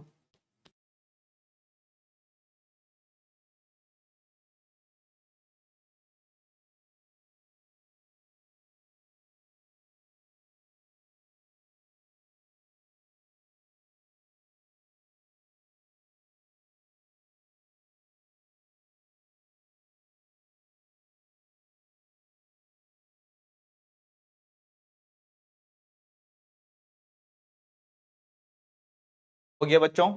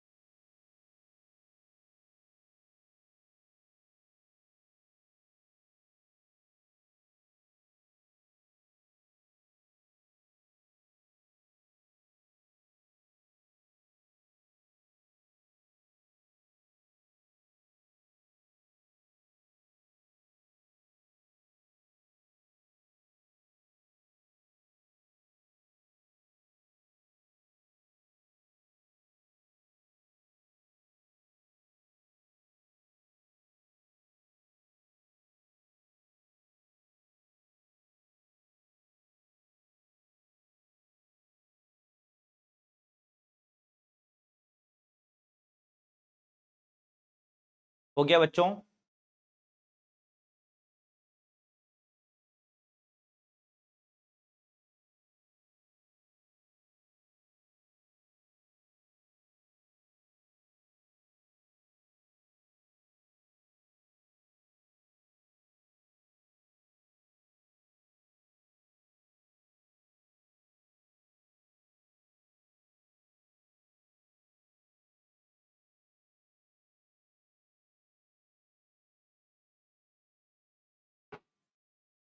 हो गया बच्चों?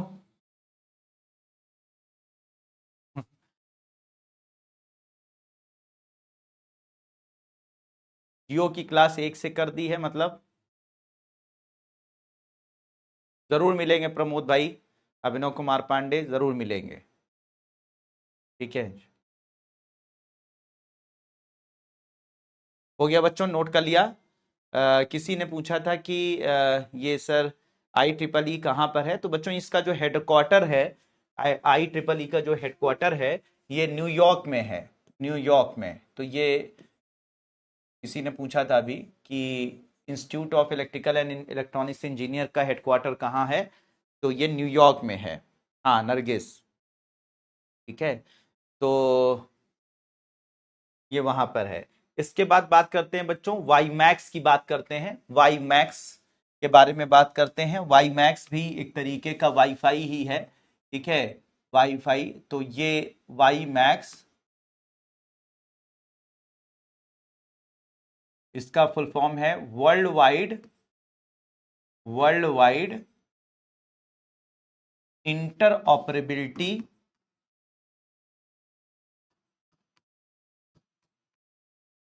इंटर ऑपरेबिलिटी फॉर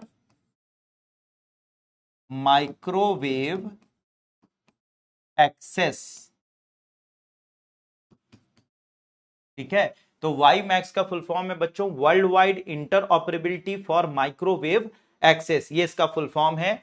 और IEEE के हिसाब से इसका जो कोड है वो है 802.16, जो है वो मैन और वैन का मतलब होता है मेट्रोपॉलिटन एरिया नेटवर्क और वाइड एरिया नेटवर्क, ठीक है। तो इसे मैन या मेट्रोपॉलिटन एरिया नेटवर्क या वाइड एरिया नेटवर्क होता है। मतलब इसका मतलब यह हुआ कि एक वाई मैक्स डिवाइस होगी बच्चों, और इससे बहुत सारे वाईफाई आपस में कनेक्टेड होंगे, ठीक है, बहुत सारे वाईफाई कनेक्टेड होंगे और फिर इस वाईफाई से बहुत सारे लोग आपस में कनेक्ट होंगे। तो मतलब यह है कि इसकी जो रेंज होती है वो कई किलोमीटर होती है। आप इससे पूरे एक शहर को, ठीक है, एक शहर को या पूरे के पूरे एक देश को जो है इस वाई मैक्स से कनेक्ट कर सकते हैं। तो वाई मैक्स जो है समझ लीजिए क्या है कि वाईफाई का पापा है, वाईफाई का बड़ा भाई है, ठीक है। वो एक पर्टिकुलर एरिया में 100 मीटर 200 मीटर में एरिया में लोगों को कनेक्ट करता है, लेकिन यहां पर जो है वो वाई मैक्स जो है वो पूरे देश को कनेक्ट कर सकता है, पूरी सिटी को कनेक्ट कर सकता है। तो वाई मैक्स का फुल फॉर्म है बच्चों world wide interoperability for microwave access access 802.16 MAN और वैन पर इसका मतलब कोड है। और ये पूरे बहुत बड़े एरिया में बहुत बड़ा नेटवर्क बनाता है, एक पूरे शहर को, पूरे देश को ये आपस में कनेक्ट कर सकता है। ठीक है बच्चों, ये भी रेडियो तरंगों पर ही काम करता है, ठीक है, रेडियो तरंगों के माध्यम से ही कनेक्ट होता है, ठीक है, रेडियो तरंगों का उपयोग करता है। और इसमें भी जो डिवाइस होती है, जो मुख्य उपकरण होता है वो लगा होता है, जो है वो आपका राउटर। तो इसमें लेकिन छोटा राउटर यूज नहीं होता, बड़ा बल्कि यूज होता है बड़ा राउटर।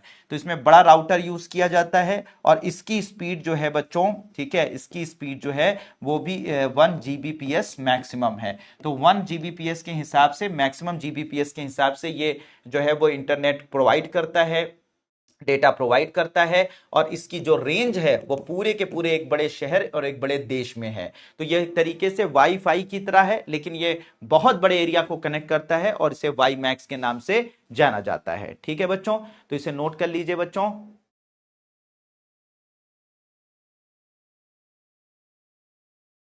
बिल्कुल समीक्षा सक्सेना, मैं आप लोगों को कैसे भूल सकता हूं, मुझे सब याद रहते हैं। आप मुझसे, आप लोग सब लोग कनेक्ट रहिएगा।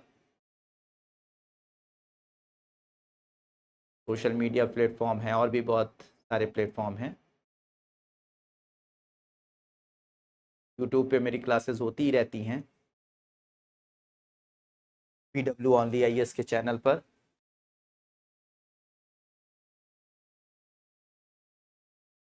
बेटा मुझे प्रीति ज्योग्राफी नहीं आती बेटा।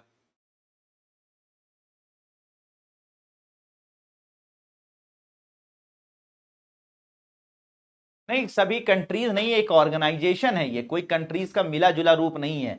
ये एक संस्था है जो एक तरीके से मतलब अप्रूव करती है या कोड देती है। ये कोई ऐसी ऑर्गेनाइजेशन नहीं है, मेनली तो इसमें अमेरिका की ही है। मैन का फुल फॉर्म है मेट्रोपॉलिटन एरिया नेटवर्क और वैन का फुल फॉर्म है wide area network. Metropolitan metropolitan area network और वाइड एरिया नेटवर्क। सर 1 बजे से जियो की क्लास है, बिल्कुल बेटा मैं जान रहा हूँ, बस मेरा समाप्त होने वाला है, डोंट वरी। हमी से पढ़ना है, कैसे हमसे पढ़ पाओगे अभिनव कुमार पांडे बच्चे, हमें बस यही आता है। और सब बड़े बड़े दक्ष लोग हैं हिस्ट्री के, ज्योग्राफी के, पॉलिटी के, वो पढ़ाएंगे। मैं तो बस अपने सब्जेक्ट के बारे में जानता हूँ।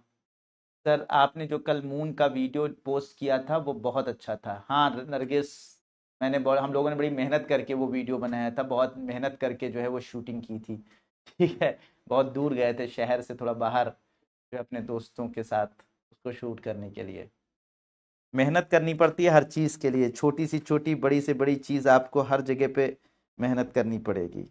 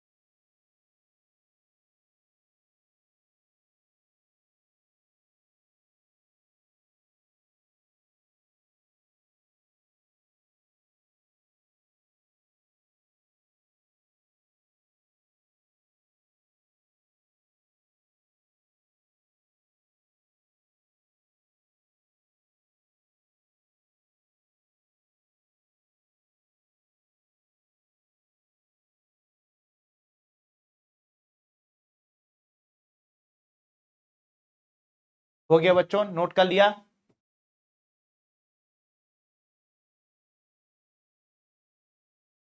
बहुत बढ़िया पूजा।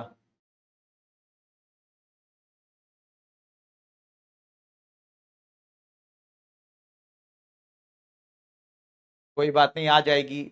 साक्षी नामा।